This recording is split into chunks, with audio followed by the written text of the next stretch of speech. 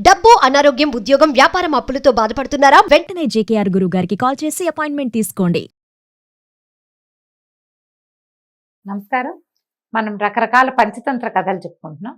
మానవుల కథే ఇది. పూర్వం ఒక నగరంలో నలుగురు బ్రాహ్మణ యువకులు పరమ మైత్రితోటి కలిసి ఉండేవాళ్ళు. చాలా స్నేహంగా ఉండేవాళ్ళట. ఈ నలుగురికి కూడా ఎక్కడా డబ్బు రూపాయి లేదు. దరిద్రంతో బాధపడేవాళ్ళు. చాలా దుఃఖంగా ఉండేది వాళ్ళకి. ఏమిట్రా మనకి ఇక్కడ చూసినా డబ్బులు రావట్లేదు, అసలు డబ్బు లేకపోతే విలువ లేదు లోకంలో, ఎలాంటి వాళ్ళకైనా సరే డబ్బే కావాలి అని ఇలా డబ్బు ఎట్లా సంపాదించాలి అని ఆలోచించి ఆ మాట ఈ మాట మాట్లాడుకునేవాళ్ళు.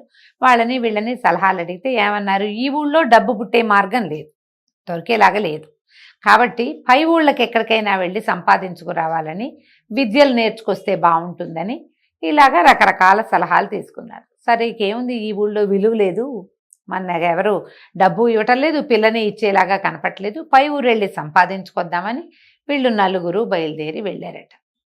ఈ వెళ్తే ఎక్కడికి అలా వెళ్ళి రకరకాల ఊళ్ళల్లో మజిలీలు చేసుకుంటూ కాశీ నగరాన్ని చేరారట. ఈ కాశీలో వీళ్ళు ఒక సత్రంలో భోజనం చేయడానికి వెళ్తుంటే, ఒక అన్న సత్రం, ఉచిత భోజనమే పెడతారు అక్కడ ఒక భైరవానంద స్వామి అని ఒక స్వామీజీ కనిపెట్టాడు. ఆయన ఈ నలుగురు స్నేహంగా ఉండటం చూసి అడిగాడు, ఎక్కడికి వెళ్తున్నారు, ఎక్కడి నుంచి వచ్చారు, ఏమిటినైనా మీ సమస్య అంటే వీళ్ళు నలుగురు చెప్పారు, మాకు డబ్బులు లేవండి, ధన సంపాదన కోసం బయలుదేరాము, ధనం ఉంటే కానీ మనుషులకు విలువ ఉండదు అని, మా విలువని పెంచే ధనాన్ని సంపాదించే ప్రయత్నంలోనే ఇంత దూరం వచ్చామన్నారు. సరే ఆయన ఏం చేశాడట, కొన్ని రకాలైనటువంటి అవి వస్తువులు కలిపి 4 గుటికలు తయారు చేశాడు, చిన్న చిన్న గోళీలు లాంటివి, నలుగురు చేతిలోనూ పెట్టాడట. మీరు నడిచి వెళ్ళండి, ఈ గుటిక ఎక్కడ చేయి జారి పడుతుందో అక్కడ తవ్వండి, అక్కడ తవ్వి మీకు లభించిన దాన్ని తీసుకోండి అని చెప్పేశారు. సరే నలుగురు బాగానే ఉందనుకున్నారు. ఆయన ఇంతంత బంతులు లాంటివి చేసి ఇచ్చాడు. ఆ బంతులు చేతితో పుచ్చుకొని వెళ్ళమన్నాడు. చేతిలోనే ఉన్నాయి, ఒక చిన్న దీంట్లో వేళ్లాడేసుకుని వెళ్తున్నారనమాట. వెళ్ళగా ఒక 4వ వాడి చేతిలో నుంచి చేయి జారి అది కింద పడేసరికల్లా ఇక్కడే ఏదో దొరుకుతుందని ఏం చేశారు, నలుగురు కలిసి తవ్వారట. తవ్వితే ఇంతంత ముద్దలు రాగి కనపడింది. ఆశ్చర్యపోయారు, ఏమిటి ఇట్లా కనిపించింది అని. సరే ఏమనుకున్నారు, రాగితోటి ఏమొస్తుంది, రాగికి ఏమంత ఖరీదు, అది వద్దనుకున్నారు. కానీ ఎవరి చేతిలో నుంచి అయితే ఈ బాల్ పడిందో అతను ఏమన్నాడంటే, ఎక్కడ బంతి ఈ గుటిక కింద పడుతుందో అక్కడ ఉన్నది మీదని ఆయన చెప్పాడు స్వామి, కాబట్టి నేను దీంతోటే తృప్తి పడతా, దీంతో ఎంత వస్తే అదే నా ధనం, నాకు ఉన్నంతే, ఇదే నా మొహాన్ రాసుంది అని చెప్పి అతను అదంతా తవ్వి మోయగలిగినంత రాగిని పుచ్చుకుని, నేను వెనక్కి వెళ్ళిపోతాను, మన ఊరు వెళ్ళిపోతా, మీ పని చూసుకుని మీరు రండి అని చెప్పేసి అతను ఆ రాగిని పుచ్చుకుని మళ్ళీ వెనక్కి వెళ్ళిపోయాడు. మిగిలిన ముగ్గురు నడవడం మొదలుపెట్టారు. నడవగా ఇంకొకటి చేతిలో నుంచి ఆ గుటిక జారి కింద పడి, అక్కడ తవ్వేసరికల్లా బోలెడంతా ముద్దలుగా ఉన్న వెండి దొరికిందట. వీళ్ళిద్దరు పై వాళ్ళిద్దరు అనుకున్నారు వెండితోటి ఏమొస్తుంది అన్నారు, కానీ ఈ వెండి లభించిన వాడు రాగి కంటే ఇది ఖరీదైంది, వెండి కూడా మంచి బంగారం అంత కాకపోయినా అంత నాణ్యత ఉన్నదే కదా, పాత్రలు కూడా తయారవుతాయి దీంతో, పాత్రలు అమ్ముకున్నా మనకి ప్రయోజనం లభిస్తుంది, నాకు ఇది చాలని అతను అది పుచ్చుకొని వెళ్ళిపోయాడు. మిగిలిన వాళ్ళిద్దరూ నడవటం మొదలుపెట్టారు. 3వ వాడి ఇంకా 4, 3 అయిందే, 2వ వాడి చేతిలో నుంచి కూడా మళ్ళీ గుటిక జారిపడింది. అక్కడ తవ్వితే ఎంత బంగారం ఉందోట అక్కడ. అప్పుడు ఏమన్నాడు, ఓ స్నేహితుడా, ఇది నా చేతిలో గుటిక వల్ల జారిపడినా కూడా ఏం పర్వాలా, మనిద్దరం దీన్ని పంచుకుందాం, తవ్వే, ఇద్దరం కలిసి దీన్ని మోసుకొని వెళ్ళిపోతాం, మన స్నేహితులు ఇద్దరు ఎక్కువ దూరం వెళ్ళుండరు, మనం కూడా అంచెబళ్ళ మీద వాళ్ళని చేరుకుని మన ఊరు వెళ్ళిపోదాం, ఈ బంగారాన్ని మనం పంచుకుందాము అని చెప్పేసరికల్లా ఈ 4వ వాడు ఏమన్నాడంటే, అదే మొదటి వాడు అనమాట, 1 2 3 4 4 3 2 అయ్యారు 1. వీడేమన్నాడంటే, ఒకడికి రాగి దొరికింది, ఒకడికి వెండి దొరికింది, నీకు బంగారం దొరికిందంటే నాకు రత్నాలు వజ్రాలు దొరకచ్చు, ఇక్కడ బంగారం ఉందంటే ముందేముంటుంది, ఇంకా ఖరీదైంది ఉండాలి కదా, అట్లాగే కదా ఈ లైన్, ఈ వరస అట్లాగే కనపడుతోంది, కాబట్టి ఏమైనా సరే నేను ఈ బంగారాన్ని తీసుకోను, ముందుకెళ్ళి నా అదృష్టాన్ని పరీక్షించుకుంటాను అని అన్నాడు. అనేసరికి ఈ బంగారం లభించిన వాడు అన్నాడు, సరే నీ ఇష్టం, నేను ఇక్కడే వేచి ఉంటా, నీకు ఏం దొరుకుతుందో అవి పట్టుకుని వెనక్కి రాని ఆ బంగారం తవ్వుకుని దాన్ని జాగ్రత్త పరుచుకుని అతను అక్కడే మజిలీ చేసి ఉండిపోయాడు. ఈ మొదటి వాడు ఇక నడవడం మొదలుపెట్టాడు. నడుస్తుంటే నడవగా ఇతనికి ఏం కనపడిందంటే, ఎన్నో రత్నాలు, వజ్రాలు, వైఢూర్యాలు, బంగారము, వెండి, రాగి రకరకాలుగా సిద్ధలుగా కనపడుతున్నటువంటి ఒక ప్రాంతంలో ఒక మనిషి నిలబడి ఉన్నాడు. అతని నెత్తి మీద ఒక పెద్ద చక్రం తిరుగుతోంది.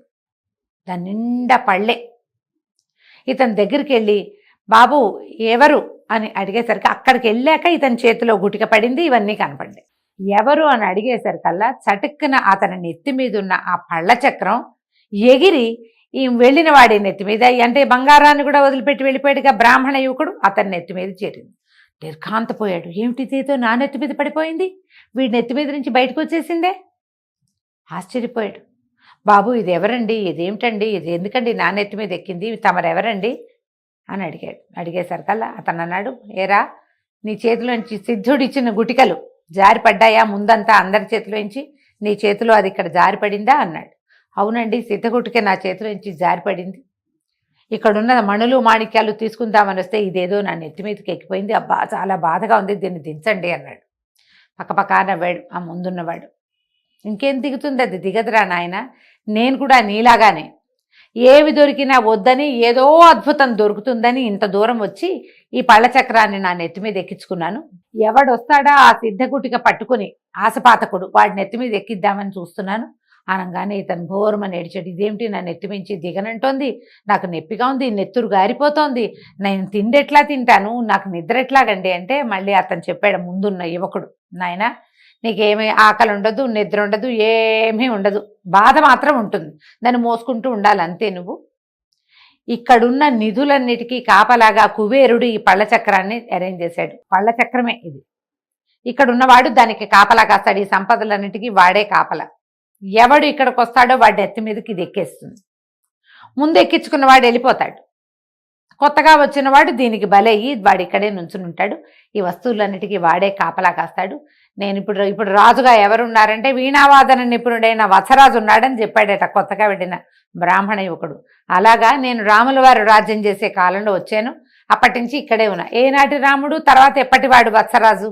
రాముడి కాలం నుంచి ఈ పళ్ళ చక్రాన్ని నెత్తి మీద పెట్టుకుని ఒకడు ఇక్కడే కాపలా కాస్తున్నాడు. వత్సరాజు కాలంలో ఇంకొకడు వచ్చాడు. తర్వాత ఇంకెంత కాలానికి ఎవడొస్తాడో ఆశపాతకుడు.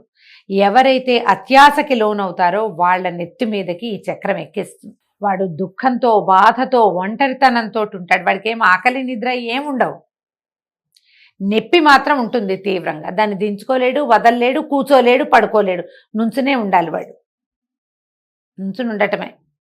వీడు పరమ దుఃఖంతో నిలబడి ఉన్నాడు. ఆ రెండోవాడు, బాబు నేను వెళ్ళొస్తాను నాయన, నీ వల్ల నేను ఇందులో నుంచి విముక్తుడయ్యాను, నా కుటుంబం అంతా ఏమైపోయిందో, మా తరాల వాళ్ళు ఎవరైనా ముందు తరాల వాళ్ళు ఉన్నారేమో చూసుకుంటానని ముందు ఈ చక్రాన్ని మోస్తున్నవాడు వెళ్ళిపోయాడు. అయితే ఈ నలుగురు స్నేహితుల్లో ఒకడు అక్కడ బంగారం దగ్గర కాపలా ఉన్నాడుగా, అతను వచ్చాడు. అతను ఏమనుకున్నాడు, ఏమిటి ఇంత సమయం అయిపోయింది, ఎవరు రావటం లేదని తన ఆ ప్రాంతంలో చూస్తూ ఉంటే స్నేహితుడు వెళ్ళిన దారిలో నుంచి తిరిగి వస్తున్నటువంటి పాత ఈ అసిచక్రాన్ని, పళ్ళ చక్రాన్ని మోస్తున్న వాడిని చూసి, అయ్యా మా స్నేహితుడు ఫలానా బ్రాహ్మణ యువకుడు వచ్చాడు, మీరు ఎక్కడైనా చూసారా అంటే, చూడకండి నాయన, ఆయనకి నా చక్రాన్ని ఆయనకి అప్పచెప్పి నేను ఇక్కడికి వచ్చేస్తున్నాను, నేను వెళ్ళిపోతున్నాను అన్నాడు. అనేసరికి ఈ మూడో వాడికి బెంగొచ్చేసింది. అయ్యో అయ్యో నా స్నేహితుడు ఏమైపోయాడోనని పరిగెత్తుకుంటూ ఆ వైపుకు వెళ్ళాడు. వెళ్తే ఎంతో దూరం నడవగా ఈ పళ్ళ చక్రాన్ని నెత్తి మీద, అది తల మీద పట్టుకుని ఉంది, అది ఇట్లా తిరుగుతోంది. ఆ తిరుగుతున్న చక్రంతో దుఃఖంతో ఉన్న తన స్నేహితుడిని చూసి ఆశ్చర్యపోయాడు. ఏమిట్రా నాయన నువ్వు ఇలా చేరిపోయావు అంటే వాడు పరమ దుఃఖంతో చెప్పాడు, నేను అత్యాశ వల్ల ఇక్కడికి వచ్చాను, బంగారం లభించింది, నువ్వు నాకు ఆఫర్ చేసావు కూడా, మన ఇద్దరం ఇది పంచుకుందామని చెప్పినా కూడా వినకుండా ఆశపాతకుండయి ఇంత దూరం వచ్చినందుకు అత్యాశ వల్ల ఈ చక్రాన్ని నా నెత్తి మీదకి ఎక్కిపోయింది. ఇంకోటి ఎవడైనా ఆశపాతకుడు వస్తేనే కానీ ఇది నా నెత్తి మించి వెళ్ళదు, ఇక నేను ఇక్కడే ఉంటాను, నువ్వు నీ దారి నువ్వు వెళ్ళిపోమని స్నేహితుడిని పంపించేశాడు. మిగిలిన ముగ్గురు దొరికిన దాంతో సంతృప్తి పడి చాలనుకుని వెనక్కి వెళ్ళిపోయారు. ఇది పూర్వకాలం ఈ కథలు చెప్పేవాళ్ళండి. నీకెంత లభించిందో దాంతో సంతృప్తి పడు, దీనికంటే ఎక్కువ ఏదైనా వస్తుందని ఈ ఉన్నదాన్ని వదిలిపెట్టుకుని గనక నువ్వు ముందుకెళ్ళావా, ఉన్నది పోతుంది, తర్వాత రావాల్సింది దొరక్కపోవచ్చు, దొరికితే దొరకచ్చు, అప్పుడప్పుడు సాధారణంగా దొరక్కపోవచ్చు. అందుకని ఏది ఉందో దాని మీద సంతృప్తిగా ఉండాలి అని చెప్పడం కోసమే ఈ కథని తెలియజేశారు. మనం రకరకాల పంచతంత్ర కథలు చెప్పుకుంటున్నాం. ఇవాళ ఒక విచిత్రమైన కథ చెప్పుకుందాం. పంచతంత్రంలో జంతువుల కథలే కాకుండా మనుషుల కథలు కూడా కొన్ని ఉన్నాయి. కొన్ని చిత్రమైన కథలుగా కనిపిస్తాయి. ఆ కాలంలో ఇలాంటివి ఉండేవా అని కూడా అనిపిస్తుంది. అప్పుడు కూడా ఇలాంటివి ఒకటోరో ఉండుంటాయి. ఈ కాలంలో జరగచ్చని మనం గుర్తు చేసుకోవడం కోసం, అంటే ఇప్పుడు ఇలాంటివి జరుగుతున్నాయి, ఇదివరకు కూడా ఇలాంటిది ఉండేది అని తెలుసుకోవడం కోసమే ఈ కథ చెప్పుకుంటున్నాము. పూర్వం ఒక ఊర్లో ఒక బ్రాహ్మణుడు ఉండేవాడు. ఆయనకి ఒక సౌందర్యవతి అయిన భార్య ఉండేదట. ఆమంటే మహాప్రీతి ఆయనకి. కానీ ఈవిడ కొంచెం పోట్లాడుకోరుది, ఊరికే తగాదా పెట్టుకునేది. అన్నిటికీ నేనంటే నేననేది, బాగా గొడవలు అధికంగా ఉండేవి ఇంట్లో. పక్కింటి వాళ్ళతోటి కూడా తగాదా వచ్చేది, అత్తారింట్లో పెద్దవాళ్ళందరితో కూడా తగాదాలు పడేది. ఈయనకేమో భార్యా వ్యామోహం చాలా ఎక్కువ. ఆమెని వదిలిపెట్టలేడు, వదులుకోలేడు. ఆమె అలిగితే బాధగా ఉంటుంది, ఆమె ఏడిస్తే కష్టంగా ఉంటుంది. అందుకని ఏమనుకున్నాడు, ఈ జనాల మధ్యలో ఉండకూడదు, ఎక్కడికైనా తీసుకుపోదామని భార్యను తీసుకుని వేరే దేశం వెళ్ళడం కోసం బయలుదేరాడట. ఈ దారిలో ఎంతో దూరం నడిచి వెళ్తుంటే ఏమైందట, అమిత దాహం వేస్తుంది, నీళ్లు దొరకలేదట. ఈ బ్రాహ్మణుడి భార్య, నాకు ప్రాణం పోయేలాగా ఉంది, ఎక్కడైనా కూర్చుంటాను, నాకు మంచినీళ్ళు పట్టుకురా, కాస్త అటు ఇటు నడిచి వెళ్ళని బతిమలాడింది. సరేనని భార్యను ఒక చోట కూర్చోబెట్టి ఈయన మంచినీళ్ళు వెతకడానికి వెళ్ళాడు. అప్పుడంతా అడవులు కదా ఊళ్ళ మధ్యలో. ఈయన నడిచి కాస్త ఎక్కడో మంచినీళ్ళు సంపాదించుకుని వచ్చేసరికల్లా ఈ భార్య గుడ్లు తేలేసేసింది. ఆవిడ నోరు పెడచగట్టుకుపోయి, నాలుక లోపలికి వెళ్ళిపోయి, కళ్ళు వెనక్కి వెళ్ళిపోయినాయి, మరణించింది. బ్రాహ్మడు పెద్ద పెట్టున్న శోకం పెట్టి ఏడ్చాడట. అయ్యో, నా భార్య మరణించిందో, ఇప్పుడు నేనేం చేయాలి, దిక్కుమాలిపోయాను, కుటుంబాన్ని వదిలేసి వచ్చాను, ఈ అమ్మాయి ఇలా వెళ్ళిపోయింది, ఇక నేను కూడా చచ్చిపోతాను ఈ వెనకాలే పడి అని ఆయన ఏం చేశాడు, ఓ చెట్టుకి ఊరేసుకుందాం, చెట్టెక్కి దూకేద్దాం లాంటి భావాల్లోకి వచ్చాడు. ఇంతలో ఏమైందట, ఈ ఒక అశరీరవాణి వినపడింది అతనికి. ఓ బ్రాహ్మణుడా, నువ్వు మరణించద్దు, నువ్వు గనక నీ ఆయువులో సగం ఇస్తే నీ భార్య బతుకుతుంది, 3 సార్లు ప్రతిజ్ఞ చెయ్యి, అప్పుడు నీ భార్య బతుకుతుందంటే అప్పుడు అతను నా ఆయుష్లో సగం నా భార్యకి ఇస్తానని 3 సార్లు ప్రతిజ్ఞగా పలికి నీరు పోసాడట. నీరు పోస్తే ఆ భార్య లేచి కూర్చుంది. భర్త ఆయువులో సగం తీసుకుంది ఆవిడ. తీసుకుని సరే సంతోషంగా మళ్ళీ లేచింది, ఆ మంచినీళ్ళు తాగింది, పదనైనా వెళ్దామంది. ఇద్దరు కలిసి ఎక్కడికో అట్లా వెళ్ళారు. వెళ్తే ఏమైంది, ఏదో ఒక ఊరు లాంటిది చేరారు. అక్కడ ఒక బావి దగ్గర చుట్టూతా ఏదో తోట అది ఉంది, ఓ బావి ఉంది. ఇతను బ్రాహ్మణ ఏమన్నాడంటే, అమ్మాయి నువ్వు ఇక్కడే ఉండు, నేను ఊళ్ళోకి వెళ్ళి ఏమైనా ఆహార పదార్థాలు దొరుకుతాయేమో పట్టుకొస్తాను, ఏదైనా వంట చేసుకునే సాధనం కూడా చూసొస్తానని చెప్పి భార్యను అక్కడ వదిలిపెట్టి వెళ్ళాడు. వెళ్తే ఈ అమ్మాయి కాసేపు ఆ తోటలో కూర్చుని తర్వాత బావి దగ్గరికి వెళ్ళింది. అక్కడ ఎవరో పాట పాడుతున్నారు. ఎంత చక్కగా పాడుతున్నాడో ఒక అబ్బాయి, మహా స్వీట్గా ఉంది పాట. ఆ పాటకి మైమరిచిపోయింది ఈవిడ. ఒక రోజు క్రితం చావడానికి సిద్ధమైంది, అంటే చచ్చేపోయి బతికిన ఆవిడ ఎవరిదో పాటకి మైమరిచిపోయి ఆ బావి దగ్గరికి వెళ్ళింది. ఆ బావి దగ్గర ఒక కుంటివాడు, కాళ్ళు లేవు, అసలు ఇంకో కథలో అయితే వాడికి చేతులు కూడా లేవని రాస్తారు. కాళ్ళు లేని ఒక అతను అక్కడ కూర్చుని పాట పాడుతున్నాడు, బావి దగ్గర గిలకన ఆడిస్తూ పాడుతుండేసరికల్లా ఈవిడ అసలు ఎంత ప్రేమించేసిందంటే అతని పాటని, అతన్ని గబగబా దగ్గరికి వెళ్ళింది. నువ్వు ఎంతో నచ్చావు నాకు, నీ పాట ఎంతో నచ్చింది, నన్ను ప్రేమించమని అడిగింది. అతను ఆశ్చర్యపోయాడు. ఏమిటి, నువ్వు చూస్తే సర్వలక్షణ సంపన్నంగా ఉన్నావు, నాకేమో కాళ్ళు లేవంటే, కాళ్ళు లేకపోతే ఏమైంది, నీ మనసే చాలు, నీ పాటే చాలు, నేను నీతోటే ఉంటాను, నువ్వు నాతోటే ఉండని అతన్ని బాగా అడిగింది. ఇంతలో ఏమైంది, భర్త గారు వచ్చాడట. భర్త రాగానే ఈ అమ్మాయి ఏం చేసింది, భర్త దగ్గరికి వెళ్ళి ఏమండి పాపం ఇతను ఎవరికో కాళ్ళు లేవు, నాకు దోసం తెచ్చిన భోజనం అతను కూడా పెట్టు అని అన్నది. సరే భోజనం తెచ్చాడు బ్రాహ్మణ ఆయన తిన్నాడు, భార్యకు పెట్టాడు కొంత.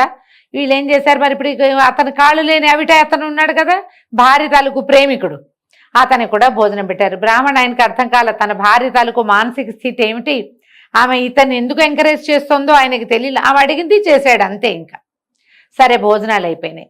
అయ్యాక బయలుదేరదాం అనుకున్నారు. బయలుదేరదామంటే ఈవిడేమంది, మనం ఏదో పెద్ద ఊరు చేరాక నువ్వు రకరకాల పనుల మీద బయటికి వెళ్ళిపోతావు, నేను ఆ ఒంటరిదాన్ని, మీ చుట్టాలు పక్కాలు ఎవరు లేరు, అవేవో కొత్త ఊళ్ళు, మీ అమ్మ కానీ మా తోడుకోడలు కానీ మీ చెల్లెలు కానీ ఎవరు లేరు, అందుకని ఈ కుంట అతన్ని మనతో పాటు తీసుకెళ్దాము, ఇతను నాకు తోడుంటాడు అని చెప్పింది. తను ప్రేమించింది కదా వీడిని తనతో ఉంచుకోవడం కోసం అనేసరికల్లా ఆయన అన్నాడు బ్రాహ్మడు, అమ్మాయి ఇతను ఎట తీసుకెళ్తాము, ఈ అబ్బాయికి ఏమో కాళ్ళు లేవంటే ఏం పర్వాలేదు, మన దగ్గర పెద్ద పెట్టె ఉంది కదా, వాళ్ళు ఒక పెట్టె మోసుకొచ్చుకుంటున్నారు, పెట్టెలో పెట్టు నేను మోస్తానంది. తను మోయటానికి కూడా సిద్ధపడింది. అంతకుముందు నీళ్లు లేకపోతే అడుగు కూడా పడని మనిషి ఈ తన ప్రేమాతిశయంతో వాడెవన్నో మోయడానికి కూడా సిద్ధపడింది. సరేనన్నాక ఆ పెట్టెలో పెట్టారు. అతన్ని పెట్టెలో పెట్టుకుని మెల్లిగా ఈ పెట్టె లాక్కుంటూ నడవటం మొదలుపెట్టారు. ఏదో ఊరు చేరటానికి ముందే ఇంకొక చోట ఎక్కడో ఒక దిగుడు బావి దగ్గర ఆగారనమాట. ఆగితే మళ్ళీ బ్రాహ్మణ ఆయన ఊళ్ళోకి వెళ్ళాడు. ఏదో ఆహారం అది తెచ్చాడు. సరే భోజనాలు చేసి పడుకున్నారు. పడుకుంటే ఈ భార్య బ్రాహ్మణి ఇదే అదనని ఆ బావి అంచున దిగుడు బావి అంచు దగ్గర పడుకున్న తన భర్తని బావిలోకి దొర్లించేసి అంతే పెద్దగా ఎత్తుగా ఉన్న బావి మీద నుంచి లోపలికి పడ్డవాడు ఏమైపోయాడో ఇక అతని కోసం చూడలా. చటుక్కుని ఆయన తోసేశాక ఈ పెట్టె లాక్కుంటూ ఆవిడ ఒక దగ్గరలో ఉన్నటువంటి ఒక పట్టణం వైపుకి వెళ్ళిపోయింది. ఇక భర్తను వదిలేసింది. ఈ పెట్టెలో ఉన్న కుంటివాడే తనతో ఉంటాడు అంతే. ఇంకా తీసుకుని ఊళ్ళోకి వెళ్ళేసరికల్లా కొంతమంది సైనికులు ఆ దారిలో వెళ్తూ చూసి ఇదేమిటి ఈవిడెవరో పెట్టె లాక్కొస్తుందని, అమ్మాయి పెట్టెలో ఏముందంటే ఆ అమ్మాయి సమాధానం చెప్పలేకపోయింది. కానీ వాళ్ళు ఊరుకోలే, గద్దించి ఆ పెట్టెను తీసుకుపోయారు. పెట్టెను ఓపెన్ చేసేసరికల్లా అందులో కుంటివాడు కనపడ్డాడు. ఈ కాళ్ళు లేని అతను కనపడేసరికి ఆ పెట్టె ఎత్తుకుని రాజుగారి దగ్గరికి తీసుకుపోయారు. ఆ వాళ్ళ వెనకాలే ఏడుస్తూ ఈ బ్రాహ్మణ అమ్మాయి కూడా పరిగెత్తుకుంటూ వెళ్ళేసరికి అక్కడ లోపలికి వెళ్ళారు. రాజుగారి దగ్గరికి వెళ్ళి ఆ పెట్టి ఓపెన్ చేస్తే ఇదేమిటి ఇతను ఎవరికో కాళ్ళు లేవు, ఏమిటమ్మాయి అని అమ్మాయిని అడిగితే ఆవిడ బలబల ఏడుస్తూ నేనేం చేయనండి, ఈయన నా భర్త, ఈయనకి ప్రమాదవశాత్తు కాళ్ళు పోయినాయి, ఏదో ఈ ఊళ్ళో బతుకుదాము, ఏదో ఒక పని చేసుకుందామని చెప్పి అతన్ని తీసుకుని వస్తుంటే సైనికులు తీసుకొచ్చారండి అంటే రాజుగారు చాలా బాధపడ్డాడు. అయ్యో ఆడపిల్ల పరాయి ఊరు నుంచి వస్తోంది, ఇతనేమో కాళ్ళు లేనివాడుగా ఉన్నాడు అని చెప్పి అమ్మాయి నీకు 2 అగ్రహారాలు ఇస్తాను, అవి రెండిట్లో భర్తను పెట్టుకుని హాయిగా ఉండమా అని చెప్పాడు. ఈవిడ సరేనని సంతోషించింది. ఎవరో శత్రువు వల్లే కాళ్ళు పోయినాయి నా భర్తకని కూడా చెప్పింది కథ. ఇంతలో ఏమైంది, ఈ దిగుడు బావిలో తోసివేయబడినటువంటి బ్రాహ్మణుడు ఒక సిద్ధుడి చేత కాపాడబడ్డాడు. ఆ ప్రాంతానికి వచ్చిన సిద్ధులు ఎవరో లోపల నుంచి ఆక్రందన వినపడుతున్నాయని ఆయన దిగుడు బావిలోకి దిగి దెబ్బలు తగిలిన బ్రాహ్మణ ఆయనకి కొంచెం మందేసి పైకి తీసుకొచ్చాడు. పక్కనే రాజుగారు ఉన్నాడు. రాజు దగ్గర నీకు ఏదైనా పనిపిస్తాను రా అని ఆయన వెంబడి పెట్టుకు తీసుకొచ్చాడు. ఈ సభలో నుంచి ఈ స్త్రీ అండ్ ఈ పెట్టెలో ఉన్న కాళ్ళు లేని ఆయన వెళ్లే లోపలే ఆ అమ్మాయి తాలూకు భర్త ఏమో లోపలికి వచ్చేసాడు. వచ్చేయంగానే ఆవిడేం చేసింది, తెలివితేటలుగా వెంటనే ఇతనేనండి నా భర్త కాళ్ళు విరగొట్టాడు, ఇతని వల్లే నా భర్త కాళ్ళు పోయినాయి అని చెప్పి రాజుకు చెప్పేసరికల్లా రాజు ఈయన బంధించండి అని గట్టిగా కేకలు పెట్టాడు. సైనికులు పట్టుకున్నారు. పట్టుకోగానే ఆయన అన్నాడు, రావణ ఆయన, అలాగే బాబు, నాలాంటి వాడికి ఇలాగే కావాలి, నేను చేసిన తెలివి తక్కువ పనులకి నాకు ఇలాంటి శాస్తే కావాలి, నేనేం కాదన్ను. కానీ ఈ అమ్మాయికి నేను 3 సార్లు ప్రతిజ్ఞ చేసి ఒక వస్తువుని ఇచ్చా, నా వస్తువుని నాకు ఇప్పించండి చాలు, నాకు ఇంకేం అక్కర్లా. తర్వాత ఆవిడ దారిని ఆవిడ వెళ్తుంది, మీరు నన్ను అరెస్ట్ చేస్తారో కొరతేస్తారో ఏదో ఒకటి చేద్దురు కానీ అనగానే ఆవిడంది ఏమి ఇవ్వలేదు, ఇతను నాకేమి ఇవ్వలేదంటే ఆయన ఒప్పుకోలేదు. కాదు, నేను పంచభూతాల సాక్షిగా 3 సార్లు నా ఆయుష్లో సగం ఈ అమ్మాయికి ఇచ్చాను, అడగండి అన్నాడు. అనగానే ఆవిడేం చేసింది, నాకేం అక్కర్లా, నీ బోర్డు ఆయుష్, నా భర్తతోటే ఉంటానని 3 సార్లు నువ్వు నాకు ఇచ్చిన ఆయుష్ నేను నీకు ఇచ్చేస్తున్నా అని 3 సార్లు చెప్పింది. చెప్పగానే ఢామని పడిపోయింది కింద, చచ్చి ఊరుకుంది సింపుల్గా, ప్రాణం పోయింది. ఆ పెట్టెలో ఉన్న కుంటివాడు అలాగే చూస్తున్నాడు. పాపం ఆవిటే అతనిదేం లేదు, ఈ అమ్మాయి అతన్ని కామించింది, మోహించి వెంట తీసుకొచ్చుకుంది అంతే. ఆ అమ్మాయి వెనకాల వచ్చాడు, ఎవరో ఒకళ్ళు తీసుకెళ్ళాలి, ఆసరా కావాలి అతనికి, అతను చేయగలిగేదేం లేదు. ఆ పెట్టెలోనే ఉన్నాడు, అది పెట్టె సగం ఓపెన్ చేసి ఉంది కానీ అక్కడే ఉన్నాడు. చచ్చిపోయింది ఆ స్త్రీ. చచ్చిపోగానే రాజుగారు ఆశ్చర్యపోయాడు, సిద్ధుడు ఆశ్చర్యపోయాడు, మొత్తం సభాసదులందరూ నిర్ఘాంతపోయారు. శుభ్రంగా ఉన్నమ్మా ఇట పడిపోయి ప్రాణం పోగొట్టుకుందే, ఏమిటినైనా ఏం జరిగిందంటే అప్పుడు ఈ బ్రాహ్మణ ఆయన చెప్పాడు, ఈమె నా భార్య ప్రభు, ఈమెకి ఇతరులతో వస్తున్న తగాదాల దృష్ట్యా నేను మొత్తం కుటుంబాన్ని నా కులాచారాన్ని వదిలిపెట్టి దేశాంతరగమనం చేద్దామని ఆమెను వెంబడిపెట్టుకు తీసుకొచ్చాను. అటవీ మార్గంలో ఈమె మరణించింది. పంచభూతాల సాక్షిగా నా ఆయుష్ సగం ఇస్తే బతికింది. బతికిన తర్వాత ఇక నేను నాతోటి ఉండి నాతోటే జీవితం గడుపుతూ నేను తెచ్చిన ఆహారం తింటూ ఇతన్ని మోహించి అతని కోసమని నన్ను చంపడానికి పూనుకుంది. చివరికి తనే ఆయుష్ పోగొట్టుకుంది అని చెప్పాడు. రాజుగారు ఆశ్చర్యపడి, స్త్రీ బుద్ధి ప్రళయాంతక అన్నారు. ఇందుకే అన్నారు, ఆడవాళ్ళు చక్కగా బుద్ధిగా ఉంటే ఎంతో బాగుంటుంది, వాళ్ళు ఏదైనా తిరగబడి చేయదలుచుకుంటే ఇట్లా విపరీతాలు చేస్తారని ఆశ్చర్యపోయి ఆ కుంటతనేమో రాజ్యంలో ఇట్లా అనాథులు వికలాంగులు వాళ్ళని చూసుకునేందుకు కొన్ని ఆశ్రమాలు ఉన్నాయట. ఆ వికలాంగుల ఆశ్రమానికి పంపించేశారు. తర్వాత ఈ బ్రాహ్మడికి, నువ్వు ఇంత దేశం వదిలిపెట్టి వచ్చావు కదా, ఏదో మాకు రాజపురోహితుడికి సహాయకుడుగా ఉండు, ఇల్లు బాకిలి ఇస్తాం, ఇక్కడ ఇంకో వివాహం చేసుకుని నీ దారి నువ్వు జీవితం గడుపునాయన అని అతన్ని తమతోటే ఉంచుకున్నారు. చిత్రంగా ఉంది కథ. ఇప్పుడే కాదు, పూర్వకాలంలో కూడా ఇలాంటివి ఉండేవి, జరిగేవి. రేర్గా ఎక్కడో ఒక కథగా జరిగేది. అందుకని జాగ్రత్తగా ఉండాలి, ఆలోచించి ప్రవర్తించాలి. తెలివి తక్కువ ఆలోచనలు చేస్తే చివరికి ఇలాగే అవుతుందని ఈ కథ ద్వారా మనకు తెలుస్తుంది. మనం రకరకాల పంచతంత్ర కథలు చెప్పుకుంటున్నాం. అందులో భాగంగా ఒక కొత్త కథ చెప్పుకుందాం. పూర్వం ఒక నగరంలో 4 బ్రాహ్మణ యువకులు స్నేహంగా ఉండేవాళ్ళు. అయితే వీళ్ళ ఇళ్లలో 3 బాగా శాస్త్రాలు తెలిసిన వాళ్ళు, రకరకాల మంత్రాలు శాస్త్ర పరిజ్ఞానము కలిగిన వాళ్ళు. 4వ వాడు ఎక్కువగా విద్యాగంధం అంటిన వాడు కాదు. అంటే బేసిక్ స్టడీస్ దగ్గర ఈ అబ్బాయి బాగా చదవలేకపోతున్నాడని పాఠాల నుంచి తొలగించి ఏవో వేరే విద్యలు నేర్చుకున్నాడు, కానీ చదువు లేదు. కొంచెం అజ్ఞానిగా కూడా ఉండేవాడు. కానీ అంటే శాస్త్ర పరిజ్ఞానం లేక అజ్ఞానమే, కానీ లౌకికమైన జ్ఞానం ఉండేది. వీళ్ళ 3కి కావాల్సిన రకరకాల వ్యవహారాలకి సహాయాలు చేసేవాడు, మాట సహాయం చేసేవాడు. ఎక్కడికైనా వెళ్ళినప్పుడు తను తోడుగా ఉండేవాడు. ఏదైనా పని కావాల్సినప్పుడు దానికి ఏం మార్గమో ఉపదేశించేవాడు. ఇట్లా చేసుకునేవాడు. అయితే వీళ్ళు 4 ఓసారి ఏమనుకున్నారంటే, ధనం లేకపోవటం వల్ల మనకు చాలా సమస్యలు వస్తున్నాయి, ఇన్ని శాస్త్రాలు చదువుకున్నాం, ఇంత విద్యొచ్చు, మన ఊర్లో మన విద్యకి పెద్దగా రాణింపు లేదు, ఎక్కడైనా బయట దేశానికి వెళ్ళి సంపాదించుకొద్దామని అనుకున్నారు. 4 బయలుదేరారు. ఎక్కడో ఒక చోట విడిది చేసినప్పుడు ఏమనుకున్నారు, నేను ఆ పని చేస్తాను, నువ్వు ఈ పని చెయ్యి నీ మాట్లాడుకున్నాక ఈ 4వ వాడు ఏం చేస్తాడు, వీడేమి విద్య లేదు, శాస్త్రజ్ఞానం ఉన్నవాడు కాదు, నువ్వు వెనక్కి వెళ్ళిపోమని మిగిలిన వాళ్ళలో 2 గట్టిగా అన్నారు. నీకు ఎందుకు, నువ్వు మాకే సహాయం చేస్తావు, నీకు ఎలా డబ్బు వస్తుంది, మా డబ్బు మీద నువ్వు తినాల్సి వస్తావు, కాబట్టి నువ్వు వెనక్కి వెళ్ళిపోమంటే ఇంకొకడు ఉన్నాడు, 2 కాకుండా 3వ వాడు, పర్వాలేదులే వీడు మనకి పని సాయం ఉంటాడు, మనిషి సహాయం ఉంటాడు, నలుగురిలోకి వెళ్ళినప్పుడు 4వ మనిషిగా ఉంటాడు, ప్రయాణంలో 4వ వాడిగా ఉంటాడు, సామాన్లు మోస్తాడు, మనం ఏదైనా పనిలో పడితే మనకు అన్నం ఆహారం ఏర్పరిచే వ్యవహారం అయినా వీడు చేస్తాడు, అంతగా అయితే నేను నాకు వచ్చే ధనంలో కొంత వాటా నేను వీడికి ఇస్తాను, మీరు ఇచ్చినా ఇవ్వకపోయినా వీడిని తీసుకెళ్దామని బలవంత పెట్టాడు.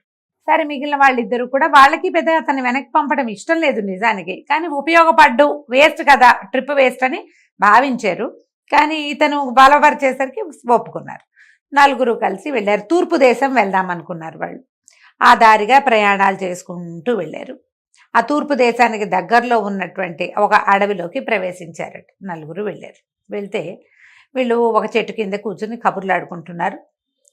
తెచ్చుకున్న మధ్యలో, అంటే ముందు ఊళ్ళల్లో కట్టించుకున్న ఆహారం ఏదో తిన్నారు, సమీపంలో ఏవో చెట్టుకాయలు కనపడితే అవి కూడా కోసుకున్నారు. కాసేవో మంచినీళ్ళు ఉన్నాయి, తాబేటికాయ నీళ్ళు తాగి కులాసాగా మాట్లాడుకుంటూ దూరంగా చూస్తే వాళ్ళకు ఒక శరీరం కనపడింది. శరీరం అంటే ఇది పూర్తిగా బాడీగా లేదు, దేందో ఒక జంతువు తాలూకు అవశిష్టాలు, అంటే దాని ఎముకలు లాంటివేవో కనిపించినాయి. కనపడేసరికల్లా అది ఏం జంతువు అని మాట్లాడుకున్నారు. వాళ్ళల్లో ఒకడన్నాడు, దగ్గరికి వెళ్ళి చూసి, అరే ఇది సింహంలాగా తెలుస్తోంది, నా జ్ఞానంతో నాకు ఇది అర్థమైంది, దీన్ని ఇలా నేను పెట్టగలుగుతాను అని చెప్పేసి అక్కడ ఉన్న బొమికల కుప్ప, అంటే ఎప్పుడో చచ్చిపోయింది సింహం, కళేబరం కుళ్ళిపోయి పాడైపోయి అన్నీ ఎండిపోయి చర్మము మాంసం అన్నీ హరించుకుపోయాక దాని తాలూకు అస్థిపంజరం ముఖాచక్కాగా ఉందన్నమాట, సింహం తాలూకు అస్థిపంజరం. సరే, ఇతను ఏం చేశాడు, నాకు ఈ జ్ఞానం ఉంది, నేను చదువుకున్న పాఠాలు ఇవే, ఎలాంటి ఎముకల కుప్పనైనా నేను సరైన ఆకారంలో అమర్చగలనని ఒక సింహం కూర్చున్నట్టుగా ఈ ఎముకల్ని అమర్చాడు. ఇది సింహపు శరీరము అని చెప్పేసరికల్లా 2వ వాడు అన్నాడు, ఏ ఎముకల కుప్ప కనపడినా దానికి చర్మము మాంసము వచ్చేలాంటి విద్య ఉంది, అలాంటి మంత్రాలు ఉన్నాయి నా దగ్గరని.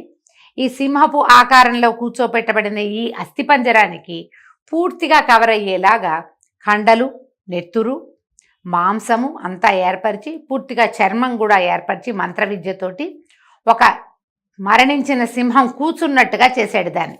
ముందు బొంకల కుప్ప, తర్వాత ఏమో దాని ఆకారం అస్థిపంజరం ఆకారంలో అమర్చబడింది, ఇప్పుడు దానికి చర్మము మాంసము అన్నీ ఇవ్వబడ్డాయి. చూసరికల్లా భలే ఉంది, నిజంగా నిజపు సింహంలాగానే ఉంది, ఎంతో బాగుందంటే 3వ వాడు అన్నాడు, రే నా ప్రజ్ఞ చూడండి, ఇప్పుడు మీరు ఒకడేమో అమర్చగలడు, రెండో వాడు దానికి అవయవాలు సరిపడేలాగా అంటే చర్మాన్ని దాన్ని అమర్చి దాన్ని రియల్గా కనపడేలాగా చేయగలడు. నేను దాన్ని రియల్గానే చేయగలను. దీనికి ప్రాణం పోసే విద్య ఉంది నా దగ్గర. నేను ఆ శాస్త్రాన్ని చదువుకున్నాను. మరణించిన జంతువుకి లేదా వ్యక్తికి నేను ప్రాణం పోయగలను. ఈ సింహానికి ప్రాణం పోస్తానన్నాడు అని మంత్రం చదవబోయాడు. నాలుగో వాడు అజ్ఞానిగా మనం చెప్పుకున్నాక చదువుకోలేదు, ఒట్టిగా ఫిజికల్ హెల్ప్కి మాత్రమే, శారీరక సహాయం మాత్రమే చేయగలడు అని చెప్పుకున్నవాడు గబుక్కొని చేతులు పుచ్చుకున్నాడు. ఒరే నాయన, దీన్ని గనక ప్రాణం పోసావా, అది గనక బతికొచ్చిందా, మన నలుగురిని తినేస్తుందిరా, వద్దు వద్దు నీ పని చెయ్యొద్దంటే వీడికి పిచ్చి కోపం వచ్చింది. అవురవురా, ముందు వాళ్ళిద్దరూ తమ విద్యలు ప్రదర్శిస్తుంటే నువ్వేమైనా మాట్లాడేవా? చెప్పలేదు నువ్వు. ఇప్పుడు వాళ్ళిద్దరూ తమ విద్యలు ప్రదర్శిస్తే నా దగ్గరున్న మహాద్భుతమైన ప్రాణం పోసే విద్యని నేను ప్రదర్శించకపోతే ఎట్లా? నా శక్తియుక్తులు నేను కూడా పరీక్షించుకోవాలి కదా. అందుకని నేను ఇది చేసి తీరుతానన్నాడు. మిగిలిన వాళ్ళిద్దరు కూడా మాట్లాడలేకపోయారు. ఎందుకంటే ఒకడేమో అమర్చాడు, రెండో వాడు దానికి చర్మము మాంసము ఇచ్చాడు, మూడో వాడు ప్రాణం పోస్తున్నాడంటే ఒకళ్ళ విద్యల కంటే ఒకటి అధికమైంది కదా. ఈ ప్రదర్శనని కాదని అంటే ఎట్లా? మరి మీరు ముందు చేశారుగా, నన్ను ఎందుకు చేయనివ్వరు అంటాడు. అందుకని వాళ్ళు ఊరుకున్నారు. ఈ అజ్ఞానిగా ఉన్న యువకుడు బతిమలాడాడు. లౌకిక జ్ఞానం మాత్రమే ఉన్నవాడు, వద్దురా వద్దురా, శాస్త్రజ్ఞానాన్ని ఇట్లా ప్రదర్శించకూడదు, నా మాట వినంటే నువ్వు ఏం చెప్పినా నేను విన్ను, దీనికి ప్రాణం పోసేదే అన్నాడు ఆ శాస్త్ర విద్య తెలిసినవాడు. అయితే నాలుగో వాడు అన్నాడు, బాబు నీకు దండం పెడతానరా, ఒక్క సహాయం చేయి, నేను చెట్టెక్కి కూర్చున్నాక నువ్వు మంత్రం చదువుతావో ఏం చదువుతావో నీ ఇష్టం అన్నాడు. సరేనన్నారు. వీళ్ళు ముగ్గురు నిలబడ్డారు. ఆ నాలుగో వాడు చకచక అక్కడున్న పెద్ద చెట్టు నెక్కి కూర్చున్నాడు. కూర్చున్నాక ఇంక నీ ఇష్టం కానిమన్నాడు. ఈ శాస్త్ర పరిజ్ఞానం ఉన్నటువంటి మంత్రవేత్త మంత్రాన్ని పునశ్చరణ చేసుకుని తమ తాబేటికాయలో ఉన్న నీళ్లు ఆ చచ్చినట్టుగా కూర్చుని ఉన్నటువంటి సింహం మీద చల్లి మంత్రం చదివాడు. చదవంగానే అట్ట శవంలాగా కూర్చునున్న సింహంలో చలనం వచ్చింది, ప్రాణం వచ్చింది, లేచింది, అది నిలబడింది, తోకజాడిచ్చింది, అటు ఇటు చూసింది, గాండ్రమని పెద్దగా నోరు తెరిచి గర్జించింది, చూసుకుంది. తమ ముందు బికచచ్చిపోయి నిలబడి ఉన్నటువంటి ముగ్గురిని చూస్తూ, వీళ్ళల్లో ఒకడేమో తన విద్య ఫలించినందుకు గొప్పగా ఉంది ఒకడికి, రెండో వాడికి తను ఇచ్చిన శరీరం ఎంత పర్ఫెక్ట్గా నిలబడిందో చూస్తున్నాడు, మూడో వాడు తను నిలబెట్టిన షేప్లోనే ఇది నిలబడి ఉందా లేదా, ఎక్కడైనా వంకర టింకర వచ్చిందా చూస్తున్నారు తప్ప వీళ్ళు ఈ సింహం తమను ఏమైనా చేస్తుందని వాళ్ళు అనుకోలే. కానీ అది ఎప్పుడైతే గర్జించిందో అప్పుడు హడలొచ్చింది, కదలలేకపోయారు. అది ఒక్క ఉదుటున ముగ్గురి మీద పడి దొరికిన వాడి కండ దొరికినట్టుగా ఊడబెక్కుని తినేసి గర్జిస్తూ అడవిలోకి వెళ్ళిపోయింది. చెట్టు మీద కూర్చుని ఇదంతటి దాన్ని చూస్తున్న అజ్ఞానిగా చెప్పబడిన నాలుగో యువకుడు ఓ దండం పెట్టి, అయ్యో శాస్త్రజ్ఞానం తెలిసినా వీళ్ళకి లౌకిక జ్ఞానం లేకపోవటం వల్ల కదా ఇంత కొంప మునిగిపోయింది, వృధాగా చచ్చిపోయారు. సింహం అందరినీ తినేలా తలా ఒక కండా పీక్కు తింది అంతే, తలా ఒక దెబ్బ కొట్టింది, కొట్టిన దెబ్బలకు వీళ్ళు కాస్త చచ్చిపోయారు. ఇప్పుడు వీళ్ళని బతికించే నాథుడేడి, నాకా ఏమీ రాదు అని అనుకొని ఓ దండం పెట్టి ఇక తూర్పు దేశం వద్దు, దక్షిణ దేశం వద్దు, సొంత ఊరు వెళ్ళిపోదామని బతుకు జీవుడా అని వెనక్కి వెళ్ళిపోయాడు. ఏ శాస్త్ర పరిజ్ఞానాన్నైనా ప్రదర్శించేటప్పుడు దేశకాలమాన పరిస్థితులు చూసుకోవాలి. నాకు ఇది వచ్చు నేను చేస్తా అనకూడదు. మన విద్య ఇక్కడ అవసరమా అనేది ఆలోచించాలి. ఆలోచన లేకుండా ప్రదర్శనకి పూనుకుని ఐ కెన్ డూ ఎనీథింగ్ అని కనుక అన్నారో ఇదిగో ఇలాగే అవుతుంది. కాబట్టి ఆలోచించి మన విద్యల్ని ప్రదర్శించాలి. మన తెలివితేటలన్నీ ఎదురుగుండా వాళ్ళ ముందు ఎగ్జిబిట్ చేసిన, నాకు అది తెలుసు ఇది తెలుసు నాకు సమస్తం తెలుసు అని తెలియచేస్తే మనం ఎలా మ్యానిపులేట్ అవుతామో మనకు తెలియదు. ఇక్కడంటే సింహం వచ్చింది కాబట్టి వీళ్ళు ముగ్గురు చచ్చిపోయారు. మన మన మన వ్యవహారాల్లో సింహాలు అవి రావు కదా, మనం మనుషులకి దొరికేస్తాం, మ్యానిపులేషన్కి గురవుతాం. ఇతరులు మనని వాడేసే ప్రమాదం ఉంది. కొట్టిగా వాడేస్తే పర్వాలా, ఏదైనా విపత్కర పరిస్థితులు ఎదురైతే ఏం చేయాలో అర్థం కాదు, అప్పుడు బయటపడడం కష్టం. కాబట్టి దేశకాలమాన పరిస్థితుల్ని బట్టే విద్యా ప్రదర్శన చేయాలి అని చెప్పడం కోసమే ఈ కథ చెప్పబడింది. రకరకాల పంచతంత్ర కథలు చెప్పుకుంటున్నాం. ఒక గాడిద కథ చెప్తాం. ఒక ఊళ్ళోనట శుద్ధపట్టుడని ఒక చాకలాయన ఉండేవాడు, రజకుడు. అయితే ఈ రజక వృత్తిలో పూర్వం ఇప్పుడు అంత తక్కువగా ఉన్నారు, కానీ ఇది వరకు వీళ్ళకి ఏంటంటే గాడిదల్ని వాటిని మేపేవారు బాగా. గాడిద ఉంటే ఏంటంటే అది ఎక్కువ బరువుని సులువుగా మోసుకెళ్తుంది ఒకటి, రెండోది ఎక్కువ మెయింటెనెన్స్ లేదు, దానికి ఏదో గడ్డి గాదం పడేస్తే సరిపోతుంది, అది రోడ్ల మీద ఉండే గడ్డిని తినే పెరుగుతుంది. దానికి గుర్రాల్లాగా మెయింటెనెన్స్ వ్యవహారాలు అవి ఉండేవి కాదు. ఈ శుద్ధపట్టుడి దగ్గర ఒక బలహీనమైన ఒక గాడిద ఉండేది. దానికి ఓపిక చాలేది కాదు పాపం. విపరీతంగా పని, బోల్డన్ని బట్టలు, గాడిద బరువు అంటారు దాన్ని, గంతాపంతా గాడిద బరువు అంటారు. గాడిదే పాపం చాలా బరువుని మొయ్యాల్సి వచ్చేది. దానికి ఏమో పెద్ద గడ్డి దొరికేది కాదు. వాళ్ళ ఊర్లో కొంచెం నీరు తక్కువ. దాంతో ఈ గట్ల మీద అక్కడ మంచి నవనవలాడే గడ్డి అది దానికి దొరికేది కాదు. ఆ ఊళ్ళో ఉన్న గొడ్లే ఉన్నవి మొక్కమోడు తినేసేవి. ఈ గాడిద పాపం పనంతా అయ్యి సాయంకాలం చూస్తే దానికి ఏదో ఎండుగడ్డి దొరికేది. నరనాలకంతా సరిపోయేది కాదు, వీక్గా ఉండేది. అయితే ఏమైందట, ఈ శుద్ధపట్టుడు ఒకనాడు ఏదో పక్క ఊరు వెళ్ళి వస్తుంటే వాడికి అడవిలో ఒక చచ్చిపోయిన పులి కనపడిందట. పులి ఏదో జబ్బు చేసి మరణించింది. అప్పుడు ఇతనికి ఏం తట్టింది, ఆహా చాలా బాగుంది, దీనికోసం ఎవరూ రాలేదు, ఎవరో గోళ్ళు కూడా పీకేశారు, పులిగోరలు అమ్మేసుకుంటారు ఆటవికులు, ఆ చర్మాలు ఏం చేయక వదిలిపెట్టేశారు, వాడికి అవసరం లేదు. వీడేం చేశాడు, చాలా హాయిగా ఉంది, దీన్ని పని చేద్దామని చెప్పి అక్కడే కూర్చుని తన దగ్గరున్న సామాన్లలో నుంచి ఓ చిన్న పదునైన ఆయుధం ఏదో ఉంటే తీసి ఆ పులి చర్మం మొత్తం ఒలిచేసి ఆ చర్మాన్ని చేత్తో పుచ్చుకుని ఇంటికి తెచ్చేసి కొంచెం ఎండలో పడేసి పులి చర్మం అంతా ఆరేలాగా చేశాడు. ఈ గాడిద మీద సాయంకాలం అవ్వగానే ఆ పులి చర్మాన్ని కప్పివాడు. అది ఆ పులి చర్మం కప్పుకుని తన మీద వేసిన దాన్ని విదిలించే అలవాటు ఉండదు గాడిదకి. ఇంకో జంతువు అయితే వేరే ఏదైనా వేస్తే తోసేస్తుంది. ఈ పాపం ఈ పిచ్చిగాడిదకి దానికి తెలీదు, దాని మీద ఏమైనా వేస్తే దాన్నట మోసుకుంటూ తిరుగుతుంది. ఈ పులి చర్మాన్ని దాని మొహం మీద నుంచి వెనకంటే నెత్తి మీద నుంచి వెనక దాకా కప్పేసేవాడు. అదే మోసుకుంటూ పోయి తినేసి వచ్చేది. అయితే ఇతనేం చేశాడు, వీళ్ళ ఊళ్ళో బాగా గోధుమ పైరు విశేషంగా పెరిగిందట. ఆ విశేషంగా పెరిగిన గోధుమ పైర్ల దగ్గర తీసుకుపోయి దీన్ని వదిలిపెట్టేవాడు, ఈ గాడిదని. ఎవరు వదిలించకపోవడంతో అది హాయిగా నవనవలాడుతున్నటువంటి గోధుమ గడ్డిని హ్యాపీగా సంతోషంగా కడుపు నిండా నొక్క తినేసేది. దూరం నుంచి చూస్తే పులిలాగా కనపడేది, పైన చర్మం అది కదా, ఇంచుమించుగా సైజు కూడా అలాగే ఉంటుంది. ఈ పొలాల్లోనూ వాటాల్లోనూ దూరం నుంచి చూస్తే ఈ గాడిద కాళ్ళు దాని బోడిమొహం ఎవరికి కనపడతాయి, ఈ పులిచారులే కనిపిస్తాయి. దీపం పెట్టి చూసారనుకోండి చీకటి వేళ, ఆ దీపంలో పులి తాలూకు మెకంది చారలు కనపడతాయి. పసుపు నలుపు చార నిదానంగా కదలటము. గాడిద దబదబా పరిగెత్తదు, గుర్రంలాగా స్లోగా వెళ్తుంది. ఏదో భయం వేసినప్పుడు పరిగెత్తుంది కానీ సాధారణంగా ఏముండదు, ఈడుస్తూ నడుస్తుంది. దాని స్లో నడకని పులి తాలూకు నక్కి నడవటంగా భావించి జనాలు హడిలు చచ్చేవాళ్ళు, పులి తిరుగుతోందని ఊరుకునేవాళ్ళు. కానీ తెల్లవారేసరికి గడ్డి ఖాళీ అయ్యేది, వాళ్ళకి తెలిసేది కాదు. పొలాల్లో పడి శుభ్రంగా మేసేసేది గాడిద హాయిగా. అయితే 1 నెల 2 నెలలు గడిచేసరికి పచ్చటి నవనవలాడే ఈ గడ్డి తినటంతో గాడిద బలిసిపోయింది, పుష్టిగా అయింది. దాన్ని బలవంతంగా లాక్కొచ్చేవాడట ఇతను, చాకలాయన. ఎంత కష్టపడేవాడు దాన్ని కట్టేయటానికి, అంత బలిసిందనమాట. ఎప్పుడైనా ఈజీగా ఫ్రీగా సులువుగా ఏ కష్టము లేకుండా ఆహారం కానీ డబ్బు కానీ లభిస్తే వ్యక్తులు ఒళ్ళుపోయి తెలియదు వాళ్ళకి. అది గాడిద కథలో చెప్తారు. ఈ గాడిద తను పులిచర్మం కప్పుకుంటున్నానని వేరే వాళ్ళ పొలాల్లో తింటున్నానని ఆ ఇంగితం ఏమీ లేదు దానికి. దాన్ని ఎవరు ఏమీ అంటలేదు, తినేస్తోంది అంతే. ఒకనాటి రాత్రి ఏమైంది, అది ఇక గోధుమ చేనులో గడ్డి మేస్తూ ఉండగా దూరంగా ఒక ఆడగాడిద ఓండ్ర వినపడింది. ఆడగాడి తన సొంత జాతి కుక్కలు కూడా చూడు, ఏమైనా మురిగితే ఇవి మురుగుతూ ఉంటాయి. పిట్టలు కూడా అంతే, అవి కిచకిచలాడంగానే ఇంకా కొన్ని కిచకిచ అంటుంటాయి. కాకులు అంతే.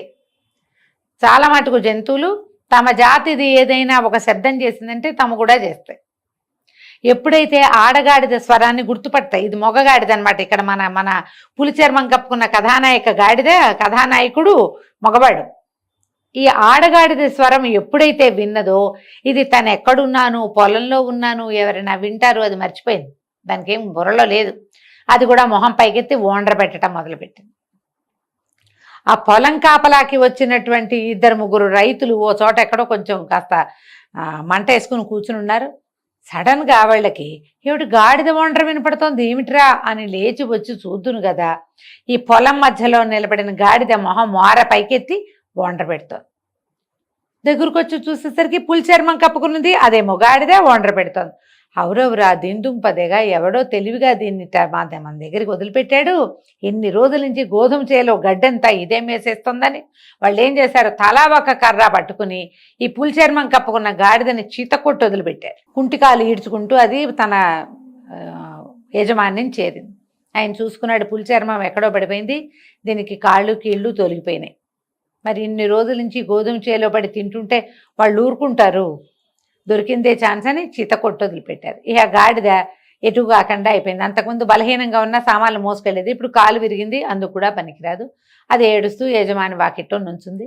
యజమాని ఇంకేం చేయలేక సరే దాన్ని ఆ ఉన్న జంతువులతో పాటే అక్కడే ఉంచుకున్నాడు. ఇంకా ఎప్పుడూ ఇలాంటి పని చేయలేదు. కానీ ఇది ప్రమాదకరమైన పని కదా, గాడిద చచ్చిపోవచ్చు కూడా. వేరే జంతువుని ముసుగు వేసినప్పటికీ ఒక జంతువు తన స్వజాతిని మర్చిపోదు, సహజమైన గుణాన్ని వదిలిపెట్టదు. మనుషులు కూడా అంతేనండి. ఇప్పుడు అలా లేదనిపిస్తుంది, కానీ ఏదో ఒక టైంలో మన జాతి లక్షణం మనకు అలవాటైందంటే జీన్ తాలూకు వ్యవహారం బయటకు వస్తుంది. ఎక్కడో చోట అవి బయటపడిపోతాయి. ఒకటి. రెండోది, ఈ ఫ్రీగా ఉచితంగా ఆహారం గనక వచ్చేసి డబ్బు కానీ ఏదైనా శ్రమ పడకుండా లభిస్తుంటే అదుపు ఉండదు వాళ్ళకి. ఆ 2 పాయింట్ల కోసము, ఈ 2 విషయాల కోసమే మనకి విష్ణు శర్మ గారు రాజకుమారులకి ఈ కథ చెప్పారు. ఇది చాలా చోట అప్లై అవుతుందండి. ఎవరికి వాళ్ళు ఆలోచించుకుని ఈ కథని ఏ సందర్భంలో వాడుకోవచ్చో ఆ సందర్భంలో వాడచ్చు. తెలివిగల కథ ఇది, అంతే. మనం రకరకాల పంచతంత్ర కథలు చెప్పుకుంటున్నాం. అందులో భాగంగా ఇవాళ ఒక కొత్త కథ చెప్పుకుందాం. పూర్వమట ఒక పల్లెటూరులో మిత్రశర్మ అని ఒక బ్రాహ్మణ ఆయన ఉండేవాడు. అట్టే ధనికుడు కాదు ఆయన. చుట్టుపక్కల ఊళ్ళల్లో అక్కడక్కడ ఇంకొంచెం వ్యవహారం చేసుకుని తర్వాత ఏదో పౌరోహిత్యం చేసి సంపాదించుకునేవాడు. అయితే ఏమైందట, మాఘమాసం వచ్చి, మాఘ వాతావరణం అది చల్లగా ఉంది. ఆ కాలంలో ఈ మాఘం ఫాల్గుణం వచ్చినప్పుడు చిన్న చిన్న యజ్ఞాలు చేసుకునే పద్ధతి ఉండేదట. సరే ఈయన ఏమనుకున్నాడు, పక్క ఊళ్ళో ఈయనకి బ్రాహ్మణ్యానికి వెళ్ళే ఒక పశువుల శాల అధిపతి ఒక ఆయన ఉన్నాడు. అక్కడికి వెళ్ళొద్దామని ఈయన ఏం చేశాడు, ఈ మిత్రశర్మ గారు పక్క ఊరు వెళ్ళి వాళ్ళ ఇంట్లో ఏదో చిన్న పూజ ఆశీర్వచనం చేసి ఆయనతోటి ఏం చెప్పాట, బాబు యజ్ఞం చేద్దాం అనుకుంటున్నాను, ఒక మంచి యజ్ఞ పశువుని నాకు ఇవ్వు అని అడిగాడు. అడిగేసరికల్లా ఆయన కూడా ఈ 10 సంవత్సరం అంతా రకరకాల పూజలు చేస్తాడు అయ్యగారు, ఆయన అడిగాడు కదా అని ఒక బలిసిన మేకపోతును ఒకదాన్ని, బాగా బలంగా ఉంది, దాన్ని ఈ బ్రాహ్మణ ఆయనకి అప్పచెప్పాడు. అప్పచెప్పేసరికల్లా సరైన చూసుకుని, యజ్ఞ పశువు బ్రాహ్మడికి ఎందుకు తింటారా అలాంటి ప్రశ్నలు అడగబోకండి, పాతకాలపు విధానాలు వేరేగా ఉండేవి. యజ్ఞం చేసేటప్పుడు ఇట్లా యజ్ఞ పశువు అని ఒక పశువుని, ఒక మేకను కానీ ఒక దీన్ని కానీ, అంటే మన గుర్రాలని అశ్వమేధాలు అవి చేసేవాళ్ళు కదా, అట్లాగే ఒక మేకలతోటి కూడా ఏదో పని ఉండేది వాళ్ళకి. సరే ఇతను ఏం చేశాడు, ఈ మేకను తీసుకెళ్తుంటే సరే 4 అడుగులు ఊరు దాటిన తర్వాత అనుకున్నాడు, అయ్యో నేను యజ్ఞం చేయటానికి తీసుకెళ్తున్నా, ఈ మేకను గౌరవించాలి, దీన్ని నడిపించకూడదని ఏం చేశాడు, ఆ మేక పని ఇట ఎత్తి మెళ్ళ మీద భుజాల మీద వేసుకుని నడవటం మొదలుపెట్టాడు. మేక అలసిపోతుంది, ఈ దారి అంతా నడిచేసరికి కొత్త దారి అని అనుకున్నాడు. అయితే ఇతను ఊరు దాటి అడవిలోకి ప్రవేశిస్తూ ఉంటే అక్కడ ఒక 3 కుర్రాళ్ళు 5-6 రోజులైందిట వాళ్ళు సరిగ్గా అన్నం తిని. వాళ్ళు ఏం చేస్తారు, పని పాట లేదు, ఊళ్ళో ఆవారాగా తిరుగుతూ ఉండేవాళ్ళు, జులాయి వాళ్ళు అనమాట. ఇది చూసి అబ్బో పక్క ఊరి అయ్యగారు మంచి బ్రహ్మాండమైన మేకను పెట్టాడు, ఎలాగైనా ఈ మేకను సంపాదించాలి. ఈయనకి ఎందుకు మేక, బ్రాహ్మణ ఆయనకి వాళ్ళకి తెలుసు, ఊళ్ళో అందరికీ తెలుస్తాయి, యజ్ఞం ఏదో ఉండుంటుంది దానికోసం తీసుకెళ్తున్నాడు, ఈయనకి యజ్ఞం సంగతి ఆయన చూసుకుంటాడు, ఈ మేకలు అయిపోయినా వచ్చిన యజ్ఞానికి వచ్చిన ఇబ్బంది ఏం లేదు, మేకను కొట్టేయాలనుకున్నారు వాళ్ళు. ఈ కొట్టేయటం కోసం ఏం చేశారు, 3 బాగా మాట్లాడుకుని ఒకడేమో అక్కడే నడవటం మొదలుపెట్టాడు, కొంచెం గబగబా నడవటం మొదలెట్టాడు, మిగిలిన 2 పరిగెత్తుకుంటూ ముందుకెళ్ళిపోయారు. మొత్తం మీద బ్రాహ్మణ్ణి దాటేసి పక్కన ఆయనకి కనపడేలాగా కాకుండా పక్కన దారిలోంచి ముందుకెళ్ళిపోయారు. వెళ్ళిపోయి మొదటి వాడు ఏం చేశాడు, ఈ బ్రాహ్మణ ఆయనకి ఎదురొచ్చాడు. కొంత దూరం ముందుకు పరిగెత్తి ఆయన వైపుగా నడిచాడనమాట. నడిచి ఏమన్నాడు, అయ్యగారు దండాలండి, ఆశీర్వచనాలు కావాలి మీవి, మీరు చాలా గొప్పవారు అని. అయ్యో అదేంటండి, ఇంత చక్కటి సోత్రి బ్రాహ్మడు కుక్కనెత్తుకెళ్తున్నారు ఏంటండి అన్నాడు. అనగానే నేను ఉలిక్కిపడ్డాడు. కుక్క ఏమిటి, మేక కదా ఇది అని తెల్లబోయి, ఏరా ఆశీర్వచనాలు కావాలంటావు ధూర్తుడా, నీకు మేకకి కుక్కకి తేడా తెలియదురా దౌర్భాగ్యుడా, మేడ మీద ఉన్నది మేక, నేను యజ్ఞ పశువుని తీసుకెళ్తున్నాను, కళ్ళు కనపడవా ఏమిట్రా నీకు తాగేస్తున్నావా? నువ్వేం తాగావు? దేనివల్ల నీ కళ్ళు ఇలా బయర్లు గమ్మి ఇలాగ అంటున్నావు నువ్వు నన్ను అని గట్టి గట్టిగా కేకలు పెట్టాడు. కేకలు పెట్టేసరికి ఈ మొదట వచ్చిన కుర్రాడు, అయ్యో అలాగండి, కుక్కలా కనపడుతుందండి అది. సరేలేండి మీ ఇష్టం పెద్దవాళ్ళు, మీకు మేము చెప్పేదేముంది. నాకే సరిగ్గా కనపడలేదేమో కానీ కుక్కేనండి ఇది, కుక్కలాగానే కనపడుతుంది. ఏంటో కుక్కని ఎత్తుకెళ్తున్నాడు అయ్యగారు, కాదంటాడు అని గొణుగుతూ ఆయన పక్క నుంచి నడిచి వెళ్ళిపోయాడు. తెల్లబోయాడు. ఏమిటిది కుక్క అంటాడు, శుభ్రమైన మేక అని దాని కాళ్ళు బట్టిగా పట్టుకున్నాడు. పట్టినది మే అంది. మే అంటోంది కాబట్టి మేకే, నేనేం పొరపాటు పడలేదని ఈయన ఇంకా నడవటం మొదలుపెట్టాడు. ఈ ముందు పరిగెత్తుకెళ్ళిపోయారుగా ఇద్దరు. ఆ ఇద్దరిలో ఒకడు అంటే రెండో వాడు ఎదురొచ్చాడు ఈయనకి. ఎదురొచ్చి, అయ్యగారు బాగున్నారా, ఏమిటి ఇటువైపు నుంచి వస్తున్నారు అని అడిగి, వాడు కూడా ఆయన అవతల ఆయన బాగున్నాను ఆయన అని మాట్లాడాక, అయ్యగారు మీరు ఇంత గొప్పవారు, ఎంత ముద్దయితే మాత్రం చచ్చిపోయిన దూడని ఎత్తుకున్నారు ఏంటండి? దూడలు చచ్చిపోయాక కటికవాడికో కసాయివాడికో ఎవరికో చెప్పాలి, లేకపోతే ఆ ఊరు పెట్టివాడికి చెప్తే వాడు తీసుకెళ్ళి బయట పారేస్తాడండి. మీరు మెళ్ళ మీద ఎక్కించుకుని తీసుకెళ్తున్నారు ఎందుకండి అసహ్యంగా చచ్చిపోయిన దూడని అన్నాడు. అనేసరికి ఇంత తెల్లబడి, దూడేమిటి, చచ్చిపోవటం ఏమిటి, మేకరా ఇది, నేను మేకని తీసుకెళ్తున్నాను. చచ్చిన దూడంటావు, నీకు కళ్ళు కనపడవా, మీరంతా మీ ఊరు వాళ్ళంతా ఏమన్నా తాగేస్తారా ఏమిట్రా, ఏ చెట్టును తొక్కొచ్చావు నువ్వు, నీకు కళ్ళు కనిపించట్లేదు అన్నాడు. అనగానే కుర్రాడు అన్నాడు, అలాగండి మేకంటారా, నాకేంటండి ఇది చచ్చిన దూడలా కనపడుతోంది. అయ్యో చచ్చిన దూడ కాదంటారా, కానీ నాకు ఎందుకనో ఇది చచ్చిన దూడలాగానే కనపడుతోంది అయ్యగారు. మీ ఇష్టం, మీ దూడ, చచ్చినా బతికినా దూడ మీది కాబట్టి నెత్తైనా ఎక్కించుకుంటారు, ఏమైనా చేస్తారు, మీ ఇష్టం లేండి అన్నాడు. ఈయన వాడిని దాటుకుని చిచ్చి వెధవలు అని వెళ్ళిపోతూ, ఏమిటిది మేక కదా, చచ్చిపోయిన దూడ అంటాడేమిటని మళ్ళీ మేకని కాళ్ళు పట్టుకుని కదిపాడు. అది ఇంకోసారి మెహ అంది. మెహ అనగానే అయ్యే పర్వాలేదు మేకే, ఏం కాదనుకున్నాడు. ఇంకా ముందుకు నడిచాడు. ఇప్పుడు ముందుగా పరిగెత్తుకెళ్ళిపోయిన మూడో వాడు ఎదురొచ్చాడు. బ్రాహ్మణ ఆయన మిత్రశర్మ గారికి ఎదురొచ్చి, అయ్యా మహానుభావులు, ఎంతో గొప్పవారు, 10 మందికి చెప్పవలసిన వాళ్ళు, ఇప్పుడు ఇంటికి వెళ్ళి స్నానం చేస్తారా, చెరువులో స్నానం చేస్తారా అండి మీరు అన్నాడు. అనగానే ఈయన అన్నాడు, నేను స్నానం చేయటం ఏమిట్రా, పొద్దున్నే స్నానం చేసి మరి మాకు యాజ్ఞికం ఆయన ఒక ఆయన ఉంటే అక్కడికి వెళ్ళి వాళ్ళ దగ్గర నుంచి మేకను తెచ్చుకుంటున్నాను, నేను ఎందుకు స్నానం చేస్తాను, నేను ఇంకా స్నానం చేయక్కర్లేదన్నాడు. అదేంటండి గాడిదని బజాల మీద ఎక్కించుకుని స్నానం చేయరేంటండి, భలేవారు మీరు అన్నాడు మూడోవాడు. అనగానే ఆయన నిర్ఘాంతపోయాడు. గాడిదని ముట్టుకుంటే సచేల స్నానం చేయాలని ఒక నియమం ఉండేదట ఆ కాలంలో. గాడిదని ముట్టుకోకూడదు, ఎందుకంటే అప్పట్లో చాకళ్ళు అంటే రజకులు, వాషర్మ్యాన్ అనాలి కాబోలు, వాళ్ళు ఈ గాడిదల మీద అన్ని రకాల బట్టలు, మురికి బట్టలు వేసి తీసుకెళ్ళేవాళ్ళు. రకరకాల మైల బట్టలు మోస్తాయి కాబట్టి గాడిదని ముట్టుకోకూడదు. అందరి బట్టలు మోసుకెళ్తాయి కదా, రకరకాల మురికలు చేరుతాయి దాని మీద. దాన్ని ముట్టుకుంటే కనుక స్నానం చేయాలి, అది కూడా సచేల స్నానం, బట్టల మీదే పోసేసుకోవాలి. ఈయన నిర్ఘాంతపోయాడు. గాడిదేమిట్రా అన్నాడు. అదేనండి మీ భుజాల మీద ఉన్నది పిల్లగాడిది కాదుటండి అయ్యగారు అన్నాడు మూడోవాడు. ఆయన ఆశ్చర్యపోయాడు. అయ్యో బాబోయ్, గాడిదని ఎత్తుకున్నానా నేను? ఒక్కొక్కడు ఒక్కో రకంగా చెప్తున్నాడు, వీడు ఏకంగా గాడిదంటున్నాడు. చీచి, నేను కానీ అది ముట్టుకున్నానా ఏమిట్రా దేవుడా, ఇది పొరపాటున గాడిదేమోనని ఆ మెడల మీద ఉన్న మేకను అక్కడ బారేసి ఆయన పరిగెత్తుకుంటూ వెళ్ళిపోయాడు. ఒకసారి లొంగరు మాటలకి, రెండోసారి లొంగరు, మూడోసారి లొంగి తీరతారు.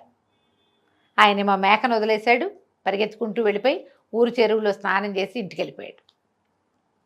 ఈ ముగ్గురు కుర్రాళ్ళు ఆ కింద పడిన మేకని పట్టేసుకుని చక్కగా తీసుకెళ్ళి దాన్ని పచ్చనం చేసి ఎలా కావాలో అలా ఆరగించేశారు. ఈ కథలో చూడండి ఎంత విచిత్రమైన విషయం చెప్తున్నారు. సాధారణంగా ఏ విషయమైనా ఎవరినైనా నమ్మించడం కష్టం, కానీ అతి వినయంతో ఎవరినైనా నమ్మించదు. అతి వినయం అంటే మీరు ఇంద్రుడు చంద్రుడు, మీకు ఎన్నో తెలుసు, మీలాంటి వాళ్ళు మీరే, మీకు సాటి ఎవ్వరూ లేరు అంటాం, మీకు అన్నీ తెలుసు అంటాం. వాళ్ళని అలా మాట్లాడితే నమ్మించవచ్చు. ముద్దుగా మాట్లాడటం, స్త్రీలు అని రాస్తాడు పంచతంత్రకర్త అయితే, ఆడవాళ్ళు చక్కగా మాట్లాడితే ఎవరైనా లొంగిపోతారు. తర్వాత మోసగించాలన్న ఉద్దేశం ఉంటే అవతల వాడికి తానా తందానా అంటాం. మోసగించాలన్న ఊహ ఉంటే వాళ్ళు ఎవరినైనా లొంగదీయగలరు, ఎవరినైనా నమ్మించగలరు. అవతల వాడి వినయం ఏమిటి అనేది తెలివిగా ఉంటే కానీ మనం దాని నుంచి తప్పించుకోలేము. ఒక మనిషిని ఒప్పించాలంటే ఇలాంటి ఉపాయాలు చేయాలని పంచతంత్ర కథలు మనకి తెలియజేస్తాయి.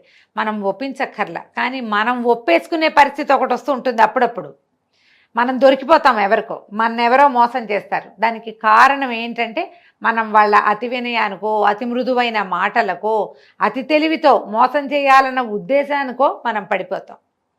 వాటికి దొరకకుండా ఉండాలి. లేదా మనం అలా ఎవరినైనా లొంగదీయాలంటే ఈ పద్ధతిని పాటించాలని చెప్పడం కోసం ఈ మూర్ఖ బ్రాహ్మణ త్యాగ కథ. అంటే ఇది నిజానికి ఆయన తీసుకొచ్చింది మేకపోతునే, తెచ్చింది మేకపోతునే. తను తెచ్చింది మేకనవునో కాదోనన్న అపనమ్మకాన్ని ముందు 2 సార్లు క్రియేట్ చేసి 3వసారి ఆయన్ని సక్సెస్ఫుల్గా నమ్మించేశారు. ఈ కథని ఎన్ని చోట్ల వాడుకుంటారో కార్పొరేట్ స్టోరీస్గా చెప్తారు ఈ కథల్ని. అవసరం వచ్చినప్పుడు పిల్లలకి చక్కగా ఈ కథ చెప్పండి. ఇలా మోసపోకూడదు అని తెలియజేయండి. పంచతంత్ర కథలు చెప్పుకుంటున్నాం మనం. పంచతంత్రాల్లో కథలు కొన్ని వింతగా ఉంటాయి కదా. సాధారణంగా ఏంటంటే మనం మన శత్రువుకి హెల్ప్ చేసేటప్పుడు, శత్రువుకి ఏదో అతను అడిగాడు ఒక సహాయం చేస్తున్నాం, సగం నిజం సగం అబద్ధం చెప్పాలట. శత్రువు సమస్య తీరాలి, ఆ శత్రువు సమస్య మనకి తీరాలి. అతనికి ఉన్న సమస్య తీరాలి, అతని సమస్య మనకి తీరాలి. దానికి ఎట్లా చేయాలి అని ఒక మంచి కథ చెప్తున్నారు. పూర్వం ఒక పెద్ద జీలుగు చెట్టు ఉండేది ఒక నదీ తీరంలో. అయితే ఈ నదీ తీరంలో ఉన్న జీలుగు చెట్టు మీద బోలెడని కొంగలు ఉండేవట. ఆ చెట్టుకు ఉన్న తొర్రలో ఒక నల్లటి తాచుపాము ఒకటి ఉండేది. అదేం చేసేది, చెట్టు మీదకి పాకి వెళ్ళి ఈ రెక్కలు వచ్చి రాకుండా ఉన్న కొంగ పిల్లల్ని తినేసేది. కొంగలకి వేరే మార్గం లేదు, ఏదో బతికినన్ని బతుకుతాయి, పోయినన్ని పోతూ ఉంటాయి. అట్లా జరుగుతుంది. అయితే ఒకనాడు ఒక కొంగ గుడ్లు పొదిగింది, కొంచెం పిల్లలు కాస్త కోకోలాడుతున్నాయి అన్నమాట, ఇంకా రెక్కలు రాల.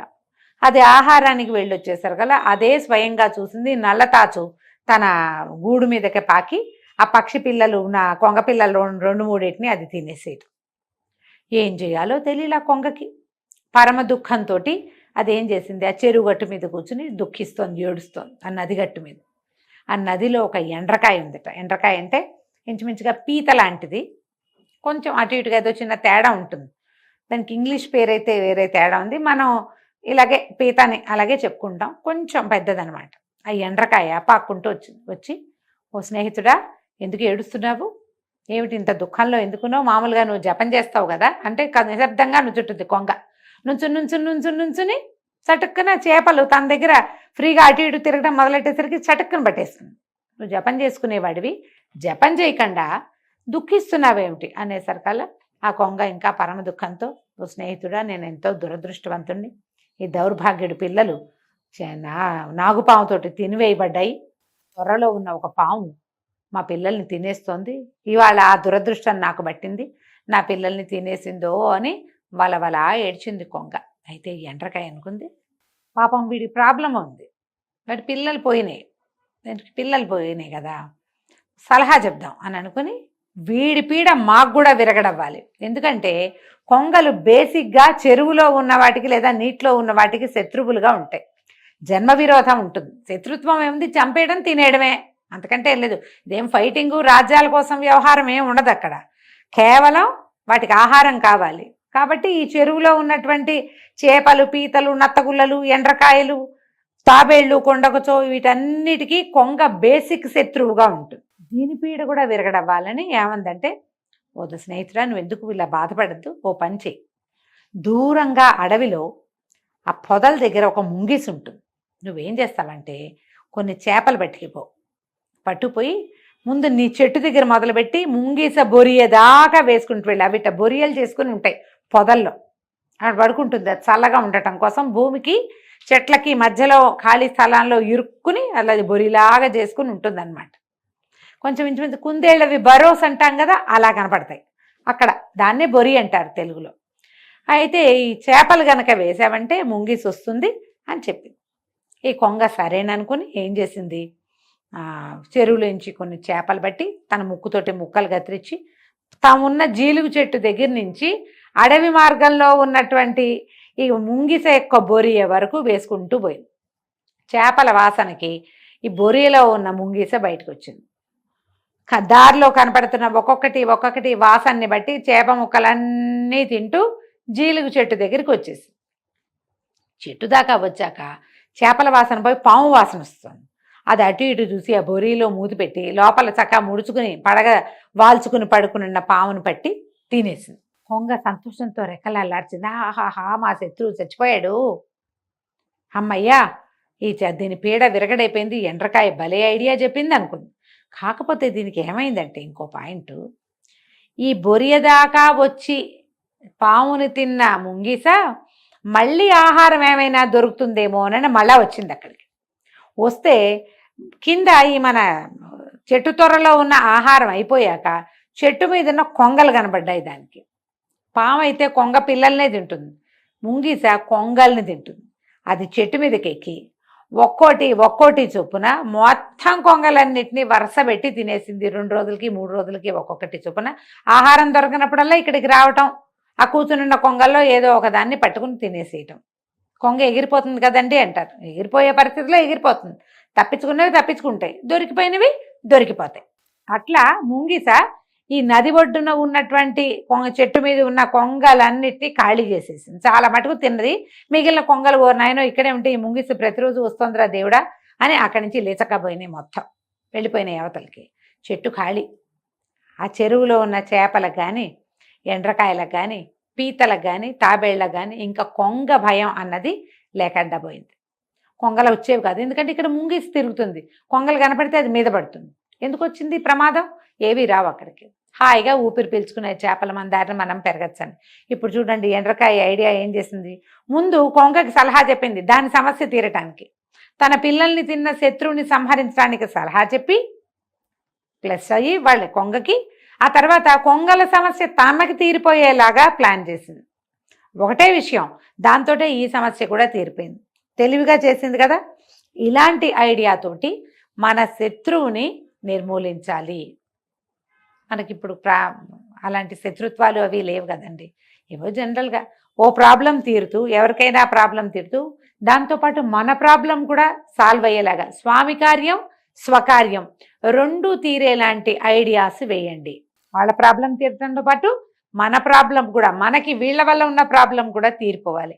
ఇలా ఆలోచించమని విష్ణు శర్మ గారు రాజకుమారులకి తెలియజేశారు. ఇలాంటి కథలు ఏమైనా చెప్తూ దీని మీద కనుక కొంచెం డిస్కస్ చేసి మనం విస్తారంగా కనుక పిల్లలకి చెప్పగలిగామంటే వాళ్ళ బ్రెయిన్లో కొత్త ఐడియాలు వస్తాయి, సమస్యలు తీరే రకంగా ఆలోచించగలుగుతారు.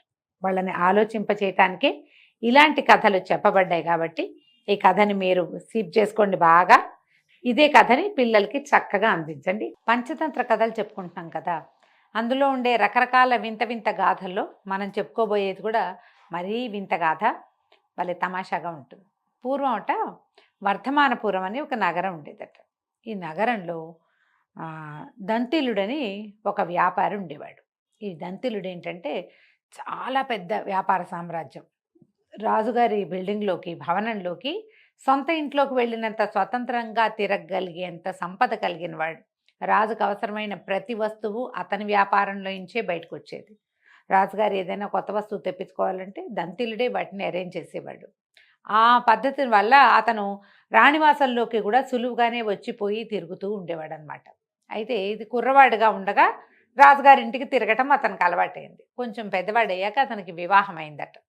వివాహం చేసుకున్న సందర్భంలో మొత్తం రాజసభలో ఉన్న అధికారులందరినీ పెళ్లికి పిలిచారు. ఈ వివాహ సమయంలో వచ్చినటువంటి పెద్దలందరితోటి రాజుగారి గదులు ఊడ్చేవాడు, అంటే భవనంలో గదులు ఊడ్చేవాడు గోరంభుడు అని ఒకడు కూడా వచ్చాడు. పిలిచారు, అందరినీ పిలిచారు, అన్ని క్యారెక్టర్స్ అంటే అన్ని రకాల క్లాసుల వాళ్ళని పిలిచారు. క్లాస్ 4 వాళ్ళకు కూడా పిలుపు వచ్చింది. అయితే ఈ గోరంభుడు ఏం చేశాడంటే, ఇతను బ్రాహ్మణ సమారాధన చేస్తున్నప్పుడు దంతిలుడు బ్రాహ్మణ సమారాధన చేస్తుంటే బ్రాహ్మలందరినీ కూర్చోబెట్టి పెద్దవాళ్ళకి పూజ చేసి వాళ్ళ కాళ్ళు కడిగి ఆ నీళ్లు నెత్తిపి చల్లుకుని వాళ్ళకి వస్త్రాలు ఇచ్చే సమయంలో ఆ వరసలో వెళ్ళి గోరంభుడు కూడా కూర్చున్నాడు. ఇక్కడ క్లాస్ కంటే ఈ బ్రాహ్మలేమో వీళ్ళేమో పండితులు, గోరంభుడు పని చేసుకునేవాడు. పని చేసే వాళ్ళ సమూహం ఇంకొకటి ఉంది. ఈ పెద్దవాళ్ళ సమూహంలో కూర్చునేసరికి దంతిలుడికి నచ్చక కాస్త కేకలేసి అర్ధచంద్ర ప్రయోగం అని రాస్తారు. అర్ధచంద్ర ప్రయోగం అంటే మెడ పట్టుకుని తోశారనమాట, అతన్ని బయటికి తోసేశారు, అతన్ని రానివ్వాలి. దాంతో ఈ గోరంభుడికి ఒళ్ళు మండిపోయింది. అవురవురా, వీడికి ఎంత పొగరు ఈ దంతిలుడికి, వీడి అంతు చూద్దాం అనుకున్నాడు. ఏం చేశాడట, ఒక 4-5 రోజులు గడిచాక ఒకనాటి తెల్లవారుజామున రాజుగారు అప్పుడే నిద్రలేస్తుంటే, ఆహా, ఈ దంతిలుడు ఎలాంటి వాడు, పట్టప్రాణిని కావలించుకుంటున్నాడే, ఆలింగనం చేసుకుంటున్నాడు అన్నాడు. అనగానే రాజుగారు నిర్ఘాంతపోయాడు. ఏమిట్రా గోరంభ, ఏమన్నావు, చెప్పు చెప్పు, మళ్ళీ చెప్పు అని అడిగాడు. అడిగేసరికి ఇతను అన్నాడు, బాబు, తెల్లవారుజామున నిద్ర వస్తుందని కళ్ళు తాగానండి, ఆ మత్తులో ఏం కలగన్నానో ఏం మాట్లాడానో నేనేమన్నానో నాకు గుర్తులేదండి అని చెప్పేశాడు. కానీ రాజు స్పష్టంగా తెల్లవారి పావు తక్కువ 6 అయినప్పుడు విన్నాడు, దంతిలుడు పట్టపురాణిని ఆలింగనం చేసుకున్నాడు. ఇంతకంటే అవమానకరమైన మాట ఇంకొకటి ఉందా? దంతిలుడు ఒక వ్యాపారస్తుల పిల్లవాడు. అతను రోజు వస్తాడు లోపలికి, నగరంలోకి వస్తాడు, రకరకాల సామాన్లు తీసుకొస్తాడు, ఇక్కడి నుంచి తీసుకెళ్తాడు, బాగుంది. ఇతను ఇంత ఫ్రీగా రానివ్వటంతో ఇతను పట్టప్రాణితో స్నేహం చేశాడేమో అన్న అనుమానం వచ్చేసింది రాజుగారికి. రావటం ఏమిటి, వెంటనే దంతిలుడిని లోపలికి రానివ్వద్దు అని ఒక ఆజ్ఞ చేసేసారు. అప్పటికప్పుడే జరిగిపోయింది. 10-10:30 అయ్యి ఎండెక్కేసరికల్లా దంతిలుడు ఏదో వ్యాసంగం కోసం, అంటే నగరంలోకి బోళ్ళని సరుకులు పంపిస్తాడు, వాటి డబ్బులు వసూలు కోసమో లేకపోతే కొత్త వస్తువులు వచ్చినాయని చూపించడానికో లోపలికి రాబోయేసరికల్లా ఆమె మిమ్మల్ని రానివద్దని బయటికి పంపించేశారు. ఎన్నిసార్లు అతన్ని రావడానికి ప్రయత్నం చేసినా నగరులోకి అతన్ని రానివ్వల. రాణివాసం వైపుకి అసలు ఆశే లేదు, ఆస్థానంలోకి కూడా అతను రాల. నేను ఏం చేశాను, నా వల్ల ఏం తప్పు జరిగిందని నన్ను లోపలికి రానివ్వటం లేదు అని పదే ఆలోచించాడు దంతిలుడు. అతనికి అర్థం కాల. ఒక వారం తర్వాత మళ్ళీ అతను వస్తే అతనికి ఏం తెలిసింది, ఈ గోరంభుడు ఎవరో స్నేహితుడితో నిలబడి అక్కడ మాట్లాడుతూ చీపురు పక్కకు పెట్టి మాట్లాడుతూ ఏమన్నాడంటే, ఈ దంతిలుడిని చూసావా, ఈయనతోటి పెట్టుకుంటే చాలా కష్టం రోయ్, మెడపట్టు గెంటిచ్చేస్తాడు, ఇప్పుడు ఆయన కూడా మెడపట్టుకుని గెంటించబడుతున్నాడు, ఆయన చేసిన దానికి ప్రతిక్రియ ఆయనే అనుభవిస్తున్నాడు, చూసావా, ఈయన సామాన్యుడు కాదన్నాడు. అనంగానే అప్పుడు దంతిలుడికి గుర్తొచ్చింది, అవురవురా, నా పెళ్లి రోజున పెద్దవాళ్ళందరి మధ్యలో వచ్చాడని ఈ గోరంభుణ్ణి నేను మెడబెట్టుకుని తోసాను, దాంతో వీడేదో మనసులో పెట్టుకుని రాజుగారికి నా మీద ఏమైనా ఎక్కిచ్చాడో ఏమిటోనో అని ఆలోచించుకుని ఏం చేశాడు, సాయంకాలం వచ్చి రాబోయే గోరంభ మా ఇంటి రాని తీసుకెళ్ళి వెంబడి పెట్టుకుని తీసుకుపోయి చక్కటి ఒక వస్త్రాల జతని బహుమానం చేసి, గోరంభ, ఆ రోజు నా పెళ్లి రోజున నువ్వు పెద్దవాళ్ళ మధ్యలోకి వచ్చేసావు, అదే అవజ్ఞ కదా అని నేను నిన్ను వెళ్ళమన్నాను, కానీ అంతకంటే నీ మీద నాకేమీ కోపం లేదోయ్, నువ్వు ఎప్పుడు నాకు ప్రీతిపాత్రుడివే, నీ పని చాలా శుభ్రంగా చేస్తావు, నువ్వు చక్కటి పనివాడివి, ఇదేమీ మనసులో పెట్టుకోకు అని ఆ బట్టలు పెట్టి, ఎందుకో రాజుగారి దగ్గరికి నన్ను రానివ్వటం లేదు, నాకు అర్థం కావటం లేదు అన్నాడు. అనగానే గోరంభుడు అన్నాడు, అయ్యా, ఇంత ఉపకారం చేశారు, పెద్దవాళ్ళకి పెట్టే బట్టలు నాకు పెట్టారు, నేను చూస్తాలేండి దాని సంగతి అని చెప్పాక ఏం చేశాడు గోరంభుడు, ఒక 2-3 రోజుల తర్వాత రాజుగారు పొద్దునే నిద్రలేస్తుంటే, అయ్యయ్యో, ఈ రాజుగారు ఏమిటి మల విసర్జన చేస్తూ దోసకాయలు తింటున్నాడు అన్నాడు. అనేసరికి రాజు ఉలికిపడ్డాడు. ఏమిట్రా గోరంబ, పిచ్చిబాగుడు బాగుతావు, ఏమంటున్నావురా అన్నాడు. అనగానే గోరంబుడు అన్నాడు, ఏమో ప్రభు, కళ్ళు తాగుతాను తెల్లవారుజామున నిద్ర రాకుండా, ఇప్పుడే కాస్త గుంకుపాట్లు పడి ఏవో ఎర్రికళ్ళు వస్తాయి, నేను ఏదో కలవరిస్తానండి అన్నాడు. రాజు ఆశ్చర్యపోయాడు. ఏమిటి వీడికాల పాడుగాను, ఎవడైనా మల విసర్జన చేస్తూ తింటాడా? తినడు. పోని నేనా అందులోనూ, రాజుగారు మల విసర్జన చేస్తూ దోసకాయ తింటున్నాడని చెప్తున్నాడు, వీడు దుంపదెగా నోటికొచ్చిన పిచ్చి మాటలన్నీ మాట్లాడతాడు, వీడికి ఏం వెర్రికళ్ళు వస్తాయో అని ఎవరినో పిలిచాడు. ఒరే, ఈ గోరంభుడికి ఇంకా కళ్ళు అందనివ్వకండి, వాడు బాగే వాగుడు వినలేక వస్తున్నాడు నేనని కేకలేశాడు. 10 గంటల అయ్యేసరికి ఆయన ఆలోచించడం మొదలుపెట్టాడు. అయ్యయ్యో, వీడేదో ఇట్టా పిచ్చి మాటలు మాట్లాడాడని, బంగారం లాంటి దంతిలుడు చిన్నతనం నుంచి వాళ్ళ నాన్న వ్యాపారం చేస్తుంటే వెనకాల పుస్తకం పుచ్చుకొచ్చే రోజుల నుంచి కూడా మన ఇంట్లోకి వచ్చే పిల్లవాడిని ఇంత మాటని నేను ఇట్లా చేశానే, దంతిలుడు ఎంత స్నేహితుడు, ఎన్ని రకాల బహుమానాలు ఇచ్చాడు, ప్రపంచంలో ఎక్కడా దొరకని అద్భుతమైన వస్తువులన్నిటితోటి మన నగరులో నింపేశాడే, వాడు ఎంతో మంచివాడు, అనవసరంగా దంతిలుడి మీద నేను నిషేధం పెట్టి ఇట్లా ఈ పని చేశానని దంతిలుడి మీద నిషేధం తీయించేశాడు. ఎందుకంటే ఈ గోరంభుడు ఉన్నాడే, వీడు తాగుబోతు, కళ్ళు తాగుతాడు, వీడేదో పిచ్చివాగుడు బాగుతాడు, వీడు ఈ మాట పిచ్చి మాట మాట్లాడాడంటే అది సరైందని ఎలా అనుకుంటాం? ఓసారి పిచ్చివాగుడు వాగితే వాడు ఎప్పుడు పిచ్చివాగుడిదే వాడిది, కాబట్టి ఇక ఆ మాటలు వినిపించుకోకూడదని అసలు గోరంభుడిని తెల్లవారుజామున వీడు మా నగరంలో నా దగ్గర ఉండడానికి వీలు లేదని ఆజ్ఞ జారీ చేసి దంతిల్ని పిలిపించుకుని దంతిల్లుని కేకేసి ఏమీ జరగనట్టే మాట్లాడకుండా ఉండిపోయాడు. ఏం జరిగి రాజుగారు తనని వద్దన్నాడో, ఏం జరిగి మళ్ళీ రమ్మన్నాడో దంతిల్లుడికి ఎప్పుడూ తెలియలే. అది గోరంభుడికి రాజుగారికి మధ్య రహస్యంగా ఒక మాట్లాడకూడని విషయంగా ఉండిపోయింది. చూడండి కథ ఎలా ఉందో. ఒకడు తన నోటు వదరిపాటుతనంతో చెడగొట్టి అదే వదరిపాటుతనంతో మళ్ళీ దీన్ని సరిచేశాడు. ఎంత తెలివైన కథ కదా, ఆలోచించండి. ఈ కథని అర్థం చేసుకోండి. మనం పంచతంత్రలో రకరకాల కథలు చెప్పుకుంటున్నాం. ఒక కొత్త కథ చెప్పుకుందాం. ఇప్పటిదాకా రకరకాల జంతువుల కథలు చెప్పాం కదా. పంచతంత్రంలోనే ఈ ధర్మబుద్ధి పాపబుద్ధి అని మనుషుల కథలు కూడా కొన్ని ఉన్నాయి, ప్రత్యేకంగా కనపడతాయి ఈ కథలు. వీటిని గురించి ఇప్పటిదాకా మనం ఒకసారి కూడా మనుషుల కథలు చెప్పుకోలేదు కాబట్టి ఇవి ప్రత్యేకమైనవి కదా, ఇవి కూడా చెప్దాం అనుకున్నాం అనమాట. పూర్వం ఒక పల్లెటూరులో ఇద్దరు స్నేహితులు ఉండేవాళ్ళట, ధర్మబుద్ధి పాపబుద్ధి. వీళ్ళిద్దరూ ఫ్రెండ్స్.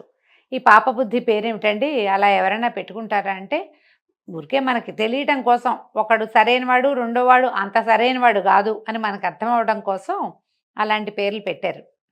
అయితే ధర్మబుద్ధి పాపబుద్ధికి ఇద్దరికి పెద్ద పెద్ద కుటుంబాలు ఉన్నాయి. పాపబుద్ధికి తండ్రి కూడా ఉన్నాడు.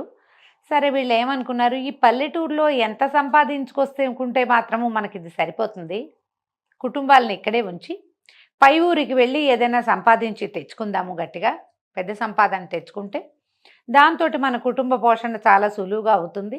ఈ ఊళ్ళో ఉన్న పొలమో పుట్రో ఏదో కాస్త ఇల్లు వాకిలి ఉన్నాయి, అంత మటుకు ఇవి ఉన్న ఆడవాళ్ళు పిల్లలు పెద్దవాళ్ళు వీటిని కాపలా కాసుకుంటారని ఈ సమర్థులైన మగవాళ్ళు ఇద్దరు కూడా వేరే ఊరికి వెళ్ళి అక్కడ ఏదో చిన్న వ్యాపారము పని చేసుకోవటానికి దిగారు. ఈ వెళ్ళిన తర్వాత ఏమైంది, వాళ్ళిద్దరూ కొంతకాలం ఒక 2-3 సంవత్సరాల పాటు చాలా పరిశ్రమ చేసి పెద్ద మొత్తమే కూడగట్టుకున్నారు, సంపాదించుకున్నారనమాట. సరే ఏమనుకున్నారు, ఇంత సంపాదించాం, మన కుటుంబంతో లేని సౌఖ్యం ఏమిటి ఈ కొత్త ఊళ్ళోనూ పై ఊళ్ళల్లో, ఇంటికి వెళ్ళిపోదామని భావించారు. సరే ఇద్దరు కలిసి తమ సంపాదించుకున్న మొత్తం ధనాన్ని తీసుకుని సొంత ఊరికి బయలుదేరారు.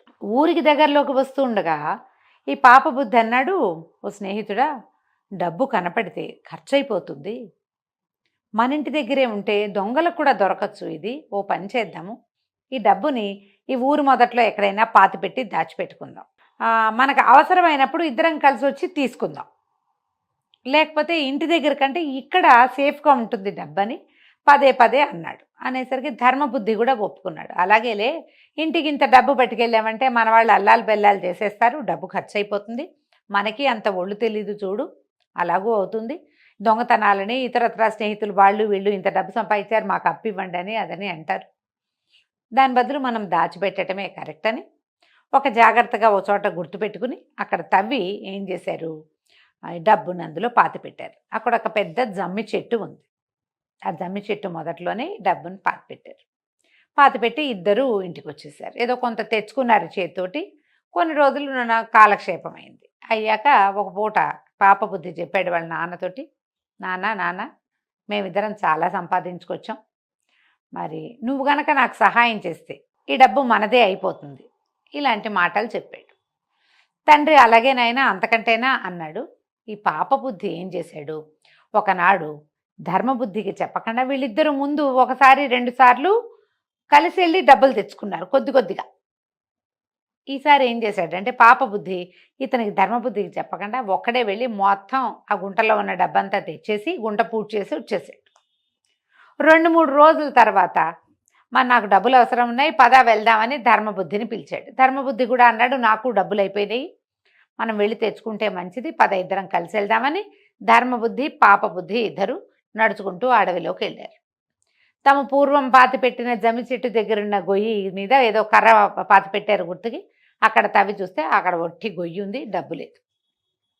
లేకపోయేసరికల్లా పాపబుద్ధి ముందే రియాక్ట్ అయిపోయి, అవురవురా దుర్మార్గుడా, ఎప్పుడో నువ్వు డబ్బులు తీసుకుపోయినట్టున్నావు, ఇవాళ నాకు అవసరం వచ్చింది కాబట్టి ఇది బయటపడింది, నువ్వు పిలవలేదు నే పిలిచాను, నాకు అవసరమైంది, నువ్వే ఎప్పుడో తీసుకుపోయావు ఈ డబ్బుని, నిజమా కాదా చెప్పు అని పోట్లాడేసరికి ధర్మబుద్ధి అన్నాడు, నేను ఇప్పుడే వస్తున్నాను, నేను తీసుకెళ్ళలా ఈ డబ్బు, నేనేం చేయలా, నువ్వే ఏదో చేసుంటావు, నేను చేయలేదు కాబట్టి ఇక మిగిలింది నువ్వే, మన ఇద్దరికి తప్పిస్తే ఇది మూడో కంటి వాడికి తెలియదు అన్నాడు. ఇద్దరు కలిసి హోరాహోరీ వాదించుకున్నారు. నువ్వంటే నువ్వు అనుకున్నారు. చాలా హైరాన్ పడ్డారు. పడ్డాక ధర్మబుద్ధి అన్నాడు, ఇది మనం న్యాయాధికారి దగ్గరికి వెళ్ళి తేల్చుకుందాము. 3 సంవత్సరాలు కష్టపడి సంపాదించిన సొమ్ము ఒట్టిగా ఎవడో ఒకడికి సొంతం అయిపోతాం ఎట్లాగా, అలా కుదరదు, పద న్యాయాధికారి దగ్గరికి వెళ్దామంటే పాప బుద్ధి కూడా అలాగేనన్నాడు. అన్నాక న్యాయాధికారి దగ్గరికి వెళ్ళారు. వెళ్తే న్యాయాధికారి అంతా విని, ఎవరైనా సాక్ష్యం ఉన్నారా, మీ ఇద్దరు డబ్బులు తెచ్చినట్టు కానీ అక్కడ పాతి పెట్టినట్టు కానీ లేదా ఎవరో ఒకళ్ళు తీసేసినట్టు కానీ సాక్షులు ఉన్నారా అంటే ధర్మబుద్ధి చెప్పాడు, సాక్షులు ఎవరు లేరండి, మేమిద్దరం ప్రైవేటుగా చేసిన పని ఇది, మా ఇద్దరిలో ఎవరో ఒకడే తీసి ఉండాలి, నేను తీయలేదు కాబట్టి ఇతను తీసి ఉండొచ్చు అంటే పాప బుద్ధి అన్నాడు, నేను తీయలేదంటే నాకు తెలీదు, కానీ సాక్షులు అంటే ఉన్నాయి, అక్కడ పెద్ద పెద్ద వృక్షాలు ఉన్నాయండి, వృక్షదేవతని సాక్ష్యం అడగచ్చు, నేను చాలా న్యాయబుద్ధి కలిగిన వాడిని, అంటే న్యాయస్థుణ్ణి నేను, వృక్షదేవతని అడిగి తెలుసుకోవచ్చు మనం అనేసరికల్లా న్యాయాధికారులు ఇద్దరట. వాళ్ళు కూడా సరేనన్నారు. రేపు ఉదయం వెళ్ళి మనం ఆ వృక్షదేవతని అడుగుదాం, న్యాయం అడుగుదాం, ఏమైనా సమాధానం చెప్తుందో చూద్దాము అనుకున్నారు. అనుకుంటే ఈ రాత్రి ఈ పాప బుద్ధి ఇంటికి వెళ్ళి వాళ్ళ నాన్నకి ఏం చెప్పాడంటే, నాన్న మేమిద్దరం కలిసి తెచ్చి సంపాదించిన డబ్బు మొత్తం మనదే అయిపోతుంది, నువ్వు గనక సహాయం చేస్తే అనేసరికి తండ్రి తప్పకుండా చేస్తాను అని చెప్పాడు. తండ్రులు అన్నవాళ్ళు ఏం చెప్పాలండి సాధారణంగా, ఒరే మీ ఇద్దరూ కష్టపడి సంపాదించిన సొమ్ము మీ ఇద్దరికీ చెందాలి, నీకొకడికే ఎలా చెందాలి, అది తప్పు కదా, ఈ పని చేయకూడదని తండ్రులు ఆపాలి. కానీ పాప బుద్ధి వాళ్ళ నాన్న ఆ పని చేయలే. కొడుకుని ఏ రకంగానూ కేకలేకుండా సరే ఏం చేయమంటావో చెప్పన్నాడు. చెప్పనగానే పాప బుద్ధి అన్నాడు, నాన్న అక్కడ ఒక పెద్ద జమ్మి చెట్టు ఉంది, దానికి పెద్ద తొర్ర ఉంది, నేను ఆల్రెడీ చూసొచ్చా, నువ్వు పోయి ఆ తొర్రలో కూర్చో, మేము రేపొద్దున అందరం వస్తాం, వచ్చాక మేము అందరు ఘోషణగా అడిగినప్పుడు ధర్మబుద్ధే ఆ డబ్బుని దొంగిలించాడని ఒక వాక్యం చెప్పు చాలు, నువ్వు ఇంక నువ్వేం చెప్పక్కర్లా, అది చెప్తే ఈ డబ్బు మందైపోతుంది అన్నాడు. సరేనని చీకటి మాటున ఈ పాప బుద్ధి వాళ్ళ నాన్న వెళ్ళి ఆ జమ్మి చెట్టు తొర్రలో జొరబడి లోపలగా కూర్చున్నాడు. తొర్రలు చీకటిగా ఉంటాయి, లోపల వెలుగు ఉండదు కదా, బయట నుంచి చూస్తే అందులో ఏముందో కనపడదు మనకి, చేయి పెట్టి తడిమి అలా చేస్తేనే కనిపిస్తాయి. పక్షులు మాత్రం చూడగలుగుతాయి, మనం అంత బాగా చూడలేము, ఆ చెట్టు పెద్దది, తర్వాత తొర్ర ఇంకా లోతుగా ఉంది. సరే ఏమైంది, మర్నాడు పొద్దున ఈ ధర్మబుద్ధి పాప బుద్ధి న్యాయాధికారులని కొంతమంది రాజభటుల్ని వాళ్ళని వెంబడి పెట్టుకుని ఈ చెట్ల దగ్గరికి బయలుదేరారు. ఇక్కడ ఏదో జరుగుతుందని వింత, అదేమిటో చూద్దాం, వృక్షదేవతలు సాక్ష్యం చెప్తాయిట, ధర్మబుద్ధి మంచివాడో పాప బుద్ధి మంచివాడో ఒక్క దెబ్బకి తేలిపోతుంది, ఆ వింత విడ్డూరం ఏదో చూద్దామని ఊళ్ళో జనాలు కూడా కొంతమంది బయలుదేరారు. అందరూ కలిసి ఈ వృక్ష సముదాయాలు ఎక్కడైతే ఉన్నాయో ఈ అడవిలాగా ఉన్న ప్రాంతానికి చేరారు. చేరేసరికి సరే అందరు నిలబడ్డారు. ఆ ధర్మబుద్ధి అన్నాడు, పాప బుద్ధి అన్నాడు, ఓ వృక్షదేవత, నేను ధర్మబుద్ధి ఇద్దరం కలిసి ఇక్కడ ధనం పాతి పెట్టింది నువ్వు చూసావు, ఈ ధనాన్ని ఎవరు దొంగిలించారో నువ్వే తెలియజేయి, నువ్వే మాకు సాక్ష్యం అని గట్టిగా ఘోషణగా చెప్పాడు. చెప్పేసరికల్లా ఇంతలో ఏమైంది, ఈ జమ్మి చెట్టు త్వరలో కూర్చున్నాడు కదా పాప బుద్ధి వాళ్ళ నాన్న, ఆయన అన్నాడు, ధర్మబుద్ధే ఈ ధనాన్ని దొంగిలించాడు, అతనే నిన్న దీన్ని తవ్వేశాడు, తవ్వి ధనం అంతా ధర్మబుద్ధి పట్టుకెళ్ళిపోయాడు అని చెప్పంగానే ప్రజలు న్యాయవాదులు న్యాయాధికారులు ఇద్దరు తెల్లబోయారు. వృక్షం ఇంత ఘోషణగా ఇంత మాట చెప్పిందా, అది నిజమే కావచ్చు అని అందరూ రూక్ష దృక్కులతోటి ఈ ధర్మబుద్ధిని చూడడం మొదలుపెట్టారు. ధర్మబుద్ధికి ఆశ్చర్యం వేసింది, నేను తీయనిదే, నేనేనాడు చేయలే అట్లాంటి పని, అసలు ఇతరుల సొమ్ముకి ఆశించేవాడినే కాదు, అలాంటిది వృక్షదేవత అయిన జమ్మి చెట్టు అంటే అతి దేవతా వృక్షం నా మీద దొంగ సాక్ష్యం చెప్తుందా, పైగా ఈ కంఠస్వరం ఏమిటి విన్నట్టుగా ఉంది, వృక్షాలకి ఇలాంటి కంఠాలు ఉంటాయా అని అనిపించి అతను ఏం చేశాడు, అటు ఇటు చూసి కొన్ని ఎండు పుల్లలు కాస్త గడ్డి గాదం అలాంటివి కనపడుతున్నాయి, ఆ పక్కన ఈ ఎండుగడ్డి గడ్డి కోసుకుని జనాలు తీసుకుపోయేటప్పుడు కింద పడ్డ పరకలన్నీ ఎండిపోయి గడ్డి పరకలు కనిపిస్తుంది. ఇతను ఏం చేశాడు, ఈ ధర్మబుద్ధి ఈ చకచక అటు ఇటు నడిచి కాసినన్ని ఎండు పుల్లలు, తర్వాత తాడి చెట్లు కనుక ఉంటే వాటి జీబులు కింద పడుతుంటాయి, అవన్నీ ఏరి చటుక్కను తీసుకుపోయి ఆ జమ్మి చెట్టు తొర్రలో వేశాడు. వేసి తన దగ్గర ఉన్న చెకుముకు రాయితోటి ఇట్లా చేసి మంట వెలిగించాడు. ఆ జమ్మి చెట్టు తొర్రలో అంతా పొగ వచ్చేసింది. ఏముంది, లోపల మంట పెట్టేసరికల్లా పొగ రాదు, ఈ మంట పొగ రెండు వచ్చేసరికల్లా ఒక 5-10 నిమిషాలు అయ్యేసరికి లోపటి నుంచి హాహాకారాలు చేస్తూ పాపబుద్ధి వాళ్ళ నాన్న వచ్చి బయటపడిపోయాడు. కాసేపు ఆగాడు, ఎక్కువసేపు ఆగలేకపోయాడు. ఇతనికి తెలిసింది ధర్మబుద్ధికి లోపలెవరో మనిషి దాక్కుని చెప్తున్నాడు ఈ మాట, అది పాపబుద్ధి తండ్రి కంఠస్వరంలాగా ఉందని గుర్తుపట్టి అతను ఈ ప్రయత్నం చేశాడు. లోపల నుంచి వచ్చి పడేసరికల్లా ఈ న్యాయాధికారులు ఊరి వాళ్ళు అంతా తెల్లబోయారు, పరిగెత్తుకుంటూ వెళ్ళారు. ఆయనకి మంచినీళ్ళు ఇద్దామనుకున్నారు, నీళ్లు మీద పోసి ఒంటి మీద ఉన్న మా నింపు అంటుకున్న నిప్పు ఆర్పుదామనుకున్నారు. కానీ వృద్ధుడు అవ్వటం వల్ల పాపం పెద్ద ప్రాణం ఆ పొగని తట్టుకోలేక అపిరితిప్పిరైపోయి ఊపిరి అందక ధర్మబుద్ధి మంచివాడు, పాపబుద్ధి ఈ ధనాన్ని దొంగిలించి నన్ను సాక్ష్యం చెప్పడానికి త్వరలో కూర్చోబెట్టాడని చెప్పి ప్రాణం వదిలేశాడు. ఈ న్యాయాధికారులు రాజభట్లు అంతా పాపబుద్ధిని నానా విధాలుగాను నిందించారు. నువ్వు డబ్బు కాసిపడి నీ స్నేహితుడిని మోసం చేసి ఇంత పని చేసి అందరినీ మోసం చేయడానికి పూనుకుని చివరికి తండ్రిని పోగొట్టుకున్నావు, తండ్రి మరణానికి కారకుడు అయ్యావు నువ్వని అతన్ని ఎత్తి జమ్మి చెట్టుకేసి కట్టేశారు. తండ్రి మరణం చూసేసరికల్లా ఏం చెయ్యాలో తెలియలా పాపబుద్ధి లొంగిపోయాడు. ఈ ప్రజలంతా అతన్ని చీకొట్టారు. న్యాయాధికారులు పాపబుద్ధికి ధర్మబుద్ధి తాలూకు మొత్తం ధనాన్ని ఇచ్చి అందులో నుంచి సగం డబ్బు పాపబుద్ధిది కదా, దానికి 2 ధర్మబుద్ధికి నువ్వు ఇవ్వాలి ఇంత పని చేసినందుకు. ఎందుకంటే ఈ కచేరీ ఖర్చులు ఇవన్నీ ఎవరు పడతారు వృధాగా, ఆ ఖర్చు అంతా నువ్వే ఇవ్వాలి అని చెప్పేసి తీర్పు చెప్పి ఆ తర్వాత వాళ్ళ కుటుంబాన్ని రప్పించి ఇతడి వల్లే ఈ వృద్ధుడి మరణం జరిగిందని అందరికీ చెప్పి తర్వాత అతన్ని వదిలిపెట్టారు. తండ్రికి ఆ మరణానంతర క్రియలు అవి జరుపుకున్నాడు. కానీ అతన్ని ఎవ్వరూ నమ్మకండా అయిపోయారు. ఆ ఊళ్ళో ఉండలేకపోయాడు అతను. ధర్మబుద్ధికి తను చెల్లించవలసిన మొత్తం సొమ్ము చెల్లించి ఆ ఊరికో దండం పెట్టి వేరే ఊరు వెళ్ళి జీవించవలసి వచ్చింది. ఇలా ఇతరుల సొమ్ముకి ఆశపడితే, నమ్మిన స్నేహితుల్ని మోసం చేస్తే చివరికి మరణము, ఎక్కడైనా దూరదేశంలో నివసించవలసి రావటము, పరువు తక్కువ, అమర్యాద జరుగుతాయని ఈ కథలో మనకి అర్థమయ్యేలాగా చెప్పారు విష్ణు శర్మ. పిల్లలకి కొంచెం క్లియర్గా అర్థమయ్యేలాగా చెప్పండి. వేరే వాళ్ళ వస్తువులు సంగ్రహించకూడదు, తీసుకోకూడదు, అడగకుండా ఇతరుల వస్తువులు వాడకూడదు, వాళ్ళ ఇంట్లో వస్తువులు ముట్టుకోకూడదు. ఇలాంటివి చెప్పేటప్పుడు ఈ కథని మనం ప్రత్యేకంగా చెప్పుకోవచ్చు. స్కూల్లో పెన్సిళ్ళు పెన్నులు అన్నీ తెచ్చేస్తుంటారు ఫ్రెండ్స్వి, ఏదైనా నచ్చితే ఉంచేసుకుంటారు ఇవ్వకుండా. అలాంటప్పుడు ఇది తప్పని చెప్పడానికి ఈ కథని చెప్పచ్చు. పంచతంత్ర కథలు చెప్పుకుంటున్నాం కదా, అందులో ఒక ప్రత్యేకమైన కథ చెప్పుకుందాం. పూర్వం ఒక అడవిలో వజ్రదంష్ట్రుడు అనే పేరున్న ఒక పెద్ద సింహం ఉండేదట. దానికి 2 ఫ్రెండ్స్ సేవకులుగా ఉండేవాళ్ళు. క్రవ్యముఖుడు అనే ఒక తోడేలు, చతురకుడు అనే ఒక నక్క కూడా ఈ రాజుగా ఉన్న వజ్రదంష్ట్రుడిని ఆశ్రయించుకుని అతను ఏదైనా వేటాడితే అతను మిగిల్చిన ఆహారాన్ని తింటూ అతనికి సలహా సంప్రదింపులు చేస్తూ తోడుగా కంపెనీ ఇస్తూ ఉండేవాట. అయితే ఏమైంది, ఒకసారట ఒక ఒంటెల గుంపు ఆ అడవి దారిన వెళ్తూ వాట్లల్లో ఒక కడుపుతో గర్భవతిగా ఉన్న ఆ ఆడవుంటే దానికి నొప్పులొచ్చి సమూహంతో పాటు వెళ్ళలా, ఉండిపోయింది. అడవిలోనే ఉంది, నిదానంగా నడిచి వెళ్తూ ఉంటే ఇది ఆహారంగా పనికొస్తుందని భావించినటువంటి క్రవ్యముఖుడు, చతురకుడు 2 కలిసి వజ్రదంష్ట్రుడిని ప్రేరేపించిన ఒక ఒంట వచ్చింది, దాన్ని కొడితే బ్రహ్మాండమైన ఆహారం, వంట మాంసం రుచిగా ఉంటుందనేసరికి ఈ వజ్రదంష్ట్రుడు అనే సింహము ఎక్కువ వేటాడే పరిశ్రమ లేకుండా సులువుగా దొరుకుతుందని ఆ ఆడ ఒంటని కొట్టిందట. కొట్టేసరికల్లా ఏమైంది, దాని పొట్ట చీలిస్తే అప్పుడే కనడానికి సిద్ధంగా ఉంది కదా, అందులో ఉన్న ఒక ఒంటె కూనని చూసి సింహం ఆశ్చర్యపోయింది. ఒంటె పిల్ల ఉంది, పొజ్జలో ఉంది, ఇంకా కాసేపట్లో బయటకు వస్తుంది. అది దాని ఒరిజినల్ మార్గంలో రాకుండా ఈ సింహము, తోడేలు, నక్క పొట్ట చీల్చటంతో బయటకు వచ్చేసింది అనమాట. ఆశ్చర్యపోయిందట సింహం.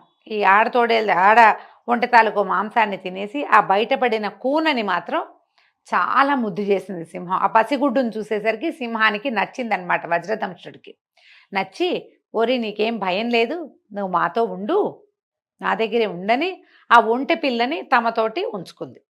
ఆ చిన్న ఒంటెకి చెవులు ముద్దుగా ఉన్నాయి, శంఖాల్లాంటి చెవులున్నాయని శంఖుకర్ణుడు అనే పేరు కూడా పెట్టి తనతో పాటే ఉంచుకుంది. ఆ శంఖుకర్ణుడు ఈ వజ్రదంష్ట్రుడు ఎక్కడికి వెళ్తే అక్కడ వెనకాల పడి తిరుగుతూ వాళ్ళతో పాటే ఉండేది. క్రమంగా యవనావస్థకి వయసు పెరిగింది, అది పెద్దదైంది. ఒక 3, 4, 6 నెలలు గడిచేసరికి ఇంతున్న పిల్ల పెద్దదవదా, అలాగే అయ్యింది.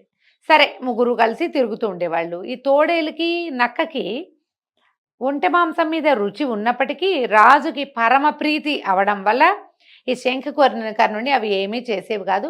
అది కూడా ఆ గడ్డి తింటూ, ఆ చెరువుల్లో నీళ్లు తాగుతూ, వాళ్ళ ముగ్గురు మాంసాహారం తింటుంటే తను శాకాహారం తింటూ వాళ్ళ వెనకాల పడి తిరుగుతూ ఉండేది. కొన్నాళ్ళు అయ్యాక ఏమైంది, ఆ అడవిలో ఒక మదోత్కటం అనే ఒక పెద్ద ఏనుగు ఉందట, ఒక గుంపుకి రాజు. ఆ ఏనుగుకి ఈ వజ్రదంష్ట్రుడనే సింహానికి రెండిటికి యుద్ధం జరిగింది. జరిగేసరికి ఆ ఏనుగు దాని పెద్ద పెద్ద దంతాలట వజ్రాల్లాగా ఉన్నాయట, అంటే వజ్రాయుధంలాగా ఉన్నాయి. వాటితోటి సింహాన్ని పిచ్చి పిచ్చిగా కుమ్మేసింది. అది సింహానికి దెబ్బలు తగిలేసినాయి, దానికి ఓపిక లేదు. బతుకు జీవుడా అని పారిపోయి ఇచ్చేసింది. పారిపోయేసరికల్లా ఒక 3-4 రోజుల పాటు ఒళ్ళంతా నొప్పులుగా ఉన్నాయి. అది ఆహార స్వీకారం చేయలేదు, దానికి ఓపిక లేదు. ఓపిక లేకపోతే మరి అది ఆహారం అది కొడితేనే ఈ 2 జంతువులు తింటాయి, తోడేలు నక్క. ఈ తోడేలు నక్క ఏమనుకున్నాయి, ఎలాగైనా రాజుని ఈ కుర్రాన్ని శంకుకర్ణిని కొట్టేలాగా చేయాలనుకుని కాసేపు డిస్కస్ చేసి ఏం చెప్పినాయి, అలా కాదండి, వాళ్ళంతటా వాళ్ళు ఒప్పుకుంటే ఎవరినైనా మనం ఆహారంగా తీసుకోవచ్చు, మీరు వేటాడే చేయక్కర్లేదు, శంకుకర్ణుడికి మేము అర్థమయ్యేలాగా చెప్తామని ఆ శంకుకర్ణుడికి ఏమన్నారు, ఒరే నువ్వు భలే తెలివైన వాడివి, నీకు చూడు నీ దగ్గర ఒకటి తీసుకుని నీకు 2 ఇచ్చారనుకో వడ్డీగా, ఎంత లాభం అంటే లాభం అన్నాడు శంకుకర్ణుడు. ఎవరైనా సరే రూపాయికి 3 రూపాయలు ఇస్తే మనకు లాభం కాదు, నీ దగ్గర 100 రూపాయలు ఇవ్వు, నేను నీకు 3 రూపాయలు ఇస్తా అంటే అనేసరికల్లా ఈ శంకుకర్ణుడు అన్నాడు, అంత వడ్డీ వస్తే చాలా మంచిది, చెప్పండి ఏం వడ్డీ ఇస్తారో ఎలా ఇస్తారో చెప్పండి అంటే వీళ్ళు ఏమన్నారు, క్రవ్యముఖుడును చిత్రకుడు నువ్వు కంగారు పడకు, నీ ఒంట్లో నుంచి ప్రభువుకి ఆకలిస్తోంది, ఇంత మాంసం ఇవ్వు, ప్రభువు నీకు 2 మాంసాన్ని ఇస్తాడు అనేసరికి ఇది మాంసాన్ని నేనేం చేసుకుంటాను అనుకోలేదు, దాన్ని తెలివి తక్కువతాను అనమాట ఆ ఒంటె ఆ శంకుకర్ణుడు. అదేమంది, తప్పకుండా నాకేం అభ్యంతరం లేదు, 1కి 2 లభించటం మంచిది, మన ప్రభువు చాలా గొప్పవాడు, కానీ ఈ వ్యవహారంలో ధర్మదేవతని మధ్యలో పెట్టండి మరి అంటే. సరే ధర్మదేవతని సాక్ష్యంగా పెట్టుకుని నీ దగ్గర 1 వంతు మాంసం తీసుకుని నీకు 3 మాంసం ఇచ్చేటట్టుగా మేము రాజును ఒప్పిస్తామని చెప్పిన తర్వాత రాజు దగ్గరికి తీసుకుపోయి మీకు బాగా దెబ్బలు తగిలినాయి, మీకేమో ఓపిక లేదు, శంకుకర్ణుడు మీకు ఓపిక కోసం మీకు ఆకలి తీరటం కోసం తన మాంసం ఇస్తానన్నాడండి, అతను ఇచ్చిన మాంసానికి 2 అంటే మొత్తం 300 మాంసాన్ని మీరు ఇవ్వాలి, మళ్ళీ దీనికి ధర్మదేవతని మేము సాక్ష్యంగా పెడుతున్నాము, మీ ఉద్దేశం ఏమిటండి అని అడిగారు. ఈ వజ్రదంష్ట్రుడికి కొంత బాగానే అర్థమైంది, సరే ధర్మదేవతని మధ్యలో పెట్టండి, మరి ధర్మం ప్రకారం శంకుకర్ణుడికి ఇచ్చేస్తాం మాంసం అని చెప్పింది. ఎప్పుడైతే రాజు ఒప్పుకున్నాడో ఈ శంకుకర్ణుడిని కొట్టడానికి, ఈ క్రవ్యముఖుడు అనే పేరున్నటువంటి తోడేలు, చతురకుడు అని పేరున్నటువంటి నక్క 2 కలిసి చెరో పక్క నుంచి మీదపడి ఈ శంకుకర్ణుడి పొట్టని ఇష్టం వచ్చినట్టు చీల్చేసరికల్లా పడిపోయాడు శంకుకర్ణుడు. ఏముందండి, ఒంటె ప్రాణానికి ఎంత, పొట్ట చీల్చంగానే చచ్చిన ఎంత పని అయిపోతుంది, అది కాస్త గుడ్లు తేలేసి కింద పడిపోయింది. కింద పడంగానే ఈ రాజు వజ్రదంష్ట్రుడు అనే సింహం ఏమందంటే, ఓహో చాలా బాగుంది, ఆహార స్వీకారం చేయొచ్చు, నేను కొంచెం స్నానం చేసి కాస్త దేవతార్చనను ముగించుకుని వస్తాను, మీ ఇద్దరు ఈ శంకుకర్ణుడికి కాపలా ఉండండి అని సింహం వెళ్ళిపోతే క్రవ్యముఖుడు చతురకుడు ఇద్దరు నుంచున్నారు. ఈ చతురకుడు కనిపించింది, ఈ ఐడియా నాది, ఈ శంకుకర్ణుని పడగొట్టచ్చు అనే ఐడియా నేను ప్లాన్ చేసి నేను క్రవ్యముఖుడికి చెప్పి మేమిద్దరం కలిసి రాజుగారి దగ్గర వర్కౌట్ చేస్తే, ఇప్పుడు రాజు మొదటి తిని మేము తర్వాత తింటే ఎట్లా, ఒకటి, రెండోది 3 భాగాలు ఎందుకు అవ్వాలి, ఇది 2వ పార్ట్, ఇది 3 పార్ట్స్ అయిపోతుంది. ఒకటి చూడండి సింహం తినేస్తుంది, లయన్ షేర్ అంటాం, సింహాన్ని ఏమంటాం మనం, సింహభాగం అని చెప్పుకుంటాం తెలుగులో, ఇంగ్లీష్లో లయన్ షేర్ అంటారు, అంటే బిగ్గెస్ట్ షేరు లయన్ది, సింహాన్ని 2 భాగాలు మిగులుతాయి, అందులో నుంచి మళ్ళీ దీనికి భాగం ఇవ్వాలి, ఎలాగైనా ఇది మొత్తం మనమే తినాలని చతురకుడు ఆలోచించి ఏమంది, ఓ క్రవ్యముఖుడా నీకు అసలు ఆకలిస్తున్నట్టుంది, నీకు అసలే ఆకలికి ఆగలేని ప్రాణం, ఏదైనా కొంచెం తినేసి రాజుగారికి నేను ఏదైనా చెప్తాను అని చెప్పేసరికల్లా క్రవ్యముఖుడు అనుకున్నాడు, ఓహో రాజు వేరు, మేమిద్దరం క్లోజ్ ఫ్రెండ్స్, ఈ చతురకుడు నన్ను కవర్ చేస్తాడనుకుని గబగబా ఆ ఒంటె శరీరంలో మొహం తుడిచి గుండెకాయ పార్ట్ తినేసి, ఈ లోపల సింహం ఏమైంది, స్నానం చేసి దేవతార్చన ఏం చేసుకుంటుందో సింహం, అదేదో అర్చన ముగించుకుని వచ్చేసరికల్లా దగ్గరకు వస్తే ఏముంది, ఆ ఒంటె తాలూకు గుండె పార్టులో బొరియ పెట్టుంది, దాని పొట్ట ఆల్రెడీ చీల్చబడింది, పొట్టలోంచి దీనిలా గుండె తినేసింది. పిచ్చి కోపం వచ్చేసింది ఈ సింహం పెద్దగా గర్జించింది, ఎవడ్రా దుర్మార్గుడు, ఇది ఒంటె శరీరంలో శంకుకర్ణుడి యొక్క గుండెని తిన్నవాళ్ళు ఎవరు, వాళ్ళు అంతు చూస్తాను నేను అనగానే క్రవ్యముఖుడికి ఉలుక్కుపడ్డాడు, భయం వేసింది, గబగబా చతురకుడి వైపు చూశాడు, ఏదో కవర్ చేస్తానన్నాడు కదా, అందుకని చూశాడు. చూసేసరికల్లా చతురకుడు, ఏమిటో నీ పాటికి నువ్వు తినేసి నా వైపు చూస్తావు, నువ్వు చేసిన వెధవ పనికి ఫలితం నువ్వే అనుభవించాలి, చెప్పు రాజుకి ఏం సమాధానం చెప్తావు అన్నది. ఆనంగానే క్రవిముఖుడు హడిలిపోయాడు. అయ్యో బాబోయ్, ఇక్కడే నుంచున్నావంటే ఈ వెధవ కవర్ చేసేది ఎలాగూ లేదు, దుర్మార్గుడు. రాజుగారు కనుక మీద పడ్డాడంటే ఒక్క వేడుకు చంపేస్తాడు, ఒకటే దెబ్బ. పంజాబెట్టి కొడితే సింహం కొడితే తోడే లాగదు. బెదిరిపోయి క్రవ్యముఖుడు అక్కడి నుంచి పరిగెత్తేశాడు. ఇంతలో ఈ చతురకుడి తెలివితేటలకి దేవుడు కూడా తోడయ్యాడనమాట. దూరం నుంచి ఒక గంట చప్పుడు వినిపించడం మొదలెట్టింది. రాజు సింహము ఈ ఒంటె మీద ముఖం పెట్టింది కూడా మొహం వెనక్కి తీసుకుని, ఒరే నాయనా, ఏమిటో శబ్దం అవుతుంది, ఆ విచిత్రమైన శబ్దం ఏంటో చూసిరా, దానికి ఏమైనా ప్రతిక్రియ చేయగలమేమో చూద్దాం అంటే ఈ నక్క, ఈ చతురకుడు ఏం చేసింది, ఇక్కడి నుంచి వెళ్ళి పైకి గట్టు మీదకి ఎక్కి చూసేసరికల్లా దూరంగా ఒక ఒంటెల బిడారు నడిచొస్తుంది. వాళ్ళు ఏం చేశారంటే మొదట ఉన్న ఒంటెకి మెళ్ళలో ఒక గంట కట్టారు. ఆ బిడారు తలుగు మొదటి వంటకి. దాని టింగ్ టింగ్ శబ్దం వల్ల వాళ్ళు ఎక్కడున్నారో వాళ్ళ ఫ్రెండ్స్కి లేదా తర్వాత బిడారు వాళ్ళకి తెలుస్తుంది, వాళ్ళ ప్లాన్ అది. కానీ నక్కకి చూడండి, తెలివిగల వాళ్ళకి ఇంత దొరికితే చాలు, దాన్ని పెంచేస్తాయి. అదేం చేసింది, చకచక పరిగెత్తుకొచ్చి, ప్రభు ఇంకేముందండి, కొంప మునిగింది, మీరేమో ఒంటెను గుట్టిచ్చేశారు మాతోటి. యమధర్మరాజుకి విపరీతంగా కోపం వచ్చింది. వాహనమైనటువంటి ఒక పెద్ద ఒంటెని పంపించాడు. అది గంటలు కొట్టుకుంటూ వచ్చేస్తోంది మీకోసం. మీరు ఒంటెని కొట్టారు కాబట్టి ఒంటెని మీ మీదకి పంపించాడు యమధర్మరాజు, మీ ఇష్టం అండి అన్నాడు. అనగానే భయం వేసింది సింహానికి. అయ్య బాబోయ్, ఈ ఒంటెని చిన్నప్పటి నుంచి పెంచి దీన్ని కొట్టేశానని, దానికి చావు ముంచుకు రాకముందే నేనే చంపేశానని యముడికి కోపం వచ్చింది. ఇప్పుడు ఈ గంట మోగించు, ఆ శబ్దం వస్తోంది, వాడు వచ్చి మీద పడతాడో ఏమిటో అని చెప్పి ఒక్క దౌడు తీసింది అక్కడి నుంచి. సింహం కూడా పరిగెత్తగానే, ఒంటలు ఏం చేస్తాయి, ఒంటలు ఏమీ చేయలేవు, వాటి దారిని పోతాయి కూడా. ఈ నక్క ఈ ఒంటె శరీరం దగ్గర కూర్చుని, ఈమె శంఖుకర్ణుడి దగ్గర కూర్చుని చక్కగా ఫ్రెష్ మాంసాన్ని శుభ్రంగా ఆరగించి తర్వాత దాన్ని ఈడ్చుకుపోయి ఒక పొదల మాటను దాచిపెట్టుకుంది. తెలివితేటలతోటి ఇతరులకి ఆహారంగా ఉండవలసింది లేదా ఇతరుల వల్ల పంచుకోవాల్సింది అయినటువంటి ఆహారాన్ని తనొక్కటే తినే ప్లాన్ చేసుకుంది. తెలివిగా ఇలా చేయాలి, మాంసం తింటామని కాదు కథ.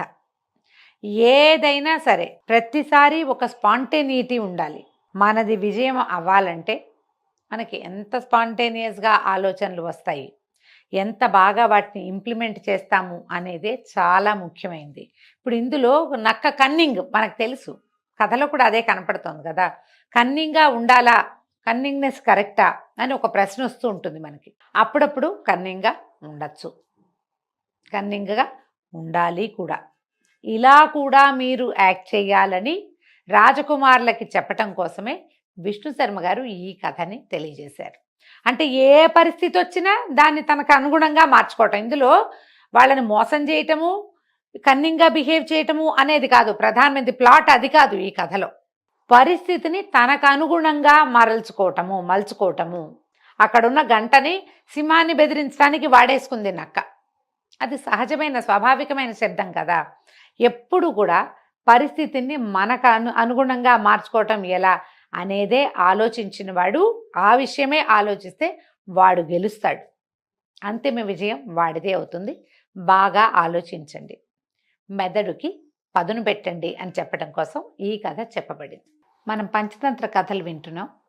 పంచతంత్రంలో కొన్ని కథలు మనం ముందు తెలుసుకున్నవే. పావురాలు వాళ్ళతో సహా ఎగిరిపోయి తమ స్నేహితుడైన ఒక ఎలుక దగ్గరికి వెళ్ళి, పావురాల రాజుకి ఫ్రెండ్ అయినటువంటి ఒక ఎలుక దగ్గరికి వెళ్ళి తమ కట్లు ఓడదీసుకుని పావురాలన్నీ ఫ్రీ అయ్యాయని కథ వింటాం కదా. ఆ కథలో ఎలుకగా చెప్పబడినటువంటి హిరణ్యకుడి కథ అన్నమాట ఇది ఇవాళ చెప్పుకునేది.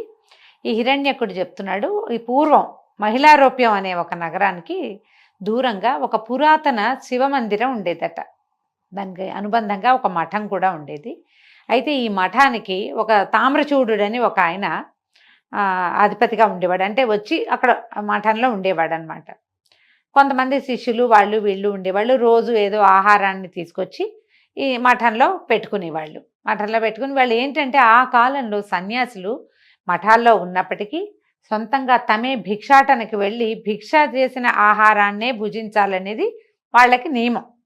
అయితే ఈ తామ్రచూడు రోజువారీ భిక్ష తెచ్చి పెడితే ఈ ఎలుక హిరణ్యకుడనే ఎలుక తన తాలూకు గుంపుతో పాటుగా వెళ్ళి శుభ్రంగా అది భక్షించేసేది. ఎలుకలు తినేస్తున్నాయని ఈ తామరచూడు మొదలైన వాళ్ళు ఏం చేశారంటే ఈ పల్లెటూర్లలోకి వెళ్ళి ఉట్టి లాంటిది అంటే వేళ్లాడేసే ఒక సాధనాన్ని పట్టుకొచ్చారు. అదేంటి పైనుంచి తగిలిస్తే అందులో ఈ భిక్షా పాత్రని పెట్టేవాళ్ళు. ఈ హిరణ్యకుడు అనే ఈ ఎలుక కింద నుంచి ఒక్క ఎగిరైనా సరే అందులో ఉన్న ఆహారాన్ని తీసుకునేది, తినగలిగేది అనమాట. అయితే ఈయన ఏం చేసేవాడు, ఇక ఎంతసేపు ఎలుక వచ్చేస్తుందని ఒక వెదురు కర్ర పట్టుకొచ్చి పడుకుని మధ్య మధ్యలో టక్ టక్ అని దాని మీద కొట్టేవాడు. బెదురుతాయి ఎలుకలు శబ్దాలకి, తామున్న చోట ఏదైనా అదురొస్తే పారిపోతాయి. ఎలుకని బెదిరించడానికి ఉండుండి కర్ర పెట్టి టుప్పు టుప్పు అని శబ్దం చేస్తూ ఉండేవాడు. ఆహారం తినిచ్చేవాడు కాదు ఎలుకని. ఇలాగే ప్రయత్నం చేసేవాడు. ఆయన ఎప్పుడో కాస్త కళ్ళు మూసుకుని మాగన్నగా నిద్రపట్టినప్పుడు ఎలుక పరిగెత్తుకుంటూ వెళ్ళి దీని మీదకి ఎక్కేసి ఉట్టి మీదకి ఎక్కి ఏదో తీసేది. దీని స్నేహితులందరూ చెప్తుండేవాళ్ళు, వీళ్ళు ఉట్టి మీద పెట్టారు, ఎలా అంటే మీరెవరు ఎక్కలేకపోతే నేను ఎక్కగలను, నేను కింద నుంచి ఎంత ఎత్తైనా ఎగురుతానని ఎలుక మంచి ఉత్సాహంగా ఉండేది. అయితే ఒకనాడు ఏమైందట, ఈ మఠానికి బృహస్పిక్కు అనే పేరున్న ఇంకొక సన్యాసి గారు వచ్చాడు.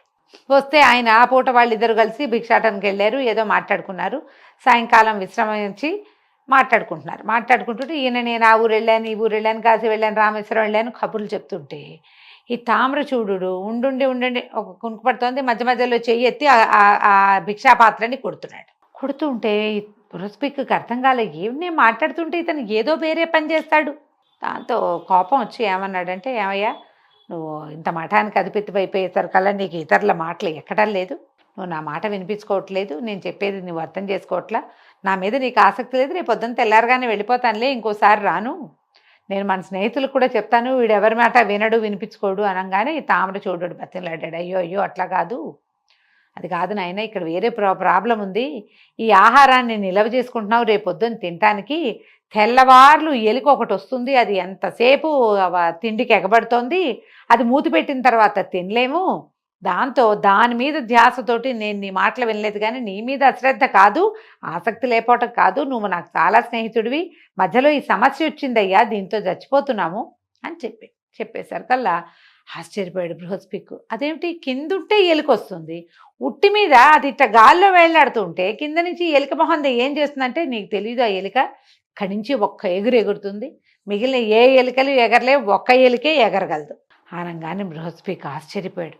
అవురా, అంతుందా, దానికి అంత తెలివి ఉందా, చూద్దామన్నాడు. కర్రతో కొట్టద్దు, ఏమిటో ఈ రాత్రి చూద్దామన్నారు.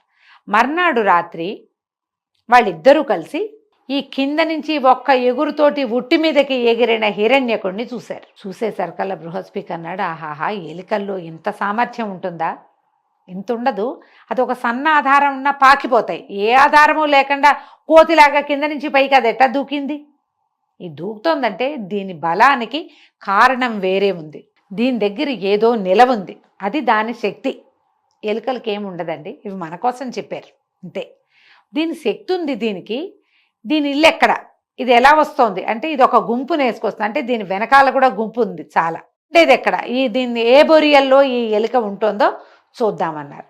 అయితే నేను అది వినేశాను, హిరణ్యకుడు చెప్తున్నాడు అనమాట. ఆ ఎలుక హిరణ్యకుడు ఇది విని, అమ్మో వీళ్ళు నాకు కనిపెట్టారు నా రహస్యము, నా దగ్గర ఏదో నిధి దాచిపెట్టి ఉంచబడింది అనేది వీడికి తెలిసిపోయింది, వీడు నా వెనకాల వచ్చేస్తాడేమోనని నేను ఈ ఎలుక ఏం చేసింది, రెండో వైపుకి ఏటో దారి తీసేసరికల్లా దాని వెనకాల ఉండే ఎలుకలన్నీ ఆ రెండో వైపుకి అదెళ్ళిన వైపే పరిగెత్తినాయి. వీళ్ళకి తెలియంది ఏంటంటే అక్కడ ఒక పెద్ద పిల్లి ఉంటుంది. ఆ మనుషులిద్దరూ కలిసి, అంటే ఈ మన మఠంలో ఉన్న వాళ్ళిద్దరూ కలిసి తమ గుప్తధనాన్ని చూస్తారేమోనన్న భయంతో హిరణ్యకుడు రెండో వైపుకి దారి తీసేసరికి అక్కడ ఒక పిల్లి ఎదురైంది. హిరణ్యకుడైతే తప్పించుకుంది, కానీ ఆ పిల్లి ఎలుకల మీదకి దాడి చేసింది. ఎలుకలు కొన్ని అయితే దానికి దొరికేసినాయి, కొన్ని దొరకనివి, చిన్న పొన్న దెబ్బలు తగిలినవి, తమ తోటి ఎలుకల నెత్తుటిని తొక్కుకుంటూ పరిగెత్తుకుంటూ తమ బొరియ వైపుకి వెళ్ళిపోయింది. ఎప్పుడైతే ఈ ఎలుకల సమూహం పరిగెత్తిందో తామ్రచూడు ఈ బృహస్పిక్కు ఏమనుకున్నారు, లేచి పద అక్కడ ఎందో చూద్దామని బృహస్పిక్కు చెప్పాడు. ఎలుకల అడుగులు ఆరకముందే అవి ఏ దారిని వెళ్ళాయో మనం ఆ దారిని వెళ్దాం, ఏదైనా తవగోల ఉందా మన ఇంట్లో అంటే గుద్దలి అంటారండి, తవ్వడం, ఉందా అని అడిగితే ఉంది, అంత ఉంది వాళ్ళ ఇంట్లో ఒక పలుగు లాంటిది ఆ మఠంలో. ఆ పలుగు పుచ్చుకుని బయలుదేరారు.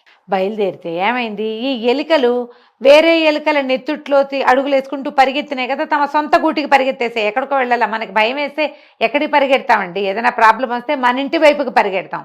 జంతువులు కూడా అంతే.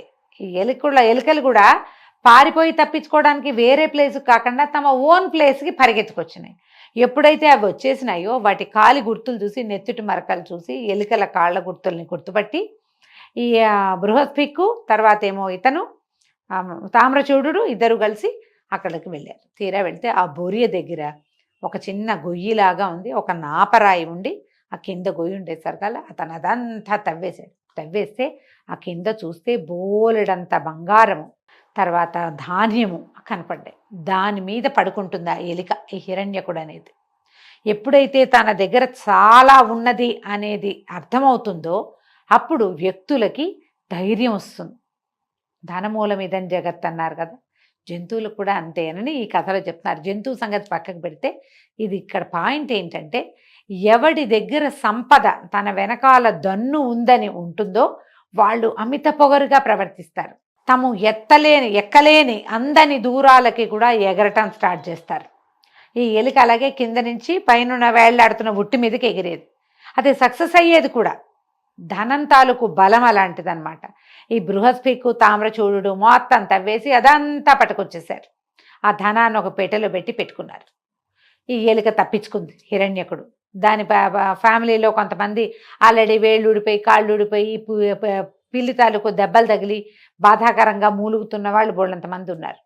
అందరికీ చెప్పింది, మన ఆ ధనం అంతా పోగొట్టుకున్నాము, మన శక్తి అంతా పోయింది, వాడు తీసుకుపోయాడు, ఆ దుర్మార్గుడు మానవుడు అని చెప్పేసరికల్లా అందరూ వాడిని ఎంకరేజ్ చేశారు. హిరణ్యకుడిని, ఎందుకు భయపడతావు, ఇది వరకు నువ్వు ఎంత దూరంలో దూకేవాడివి, ఎంత పెద్దదానికైనా బొరి పెట్టేవాడివి, ఇప్పుడు కూడా నువ్వు అట్లాగే పెట్టగలుగుతావు, నువ్వు బ్రహ్మాండం, నువ్వు సూపర్, నువ్వు తోపని ఎంకరేజ్ చేసేసరికల్లా ఈ హిరణ్యకుడు అనే ఎలుక ఏం చేసింది, మర్నాటి రాత్రి తన తాలూకు ధనాన్ని ఒక పెట్టెలో పెట్టి ఆ పెట్టె నెత్తి కింద పెట్టుకున్న ఈ తామ్రచూడు బృహస్పిక్కు ఉన్నటువంటి ఆ మఠానికి మళ్ళీ వెళ్ళింది. ఈసారి ఏం చేసింది, వాళ్ళు నెత్తి కింద పెట్టుకున్న ఆ పెట్టెకి బొరి పెట్టి తన ధనాన్ని లాక్కుందామనుకుంది.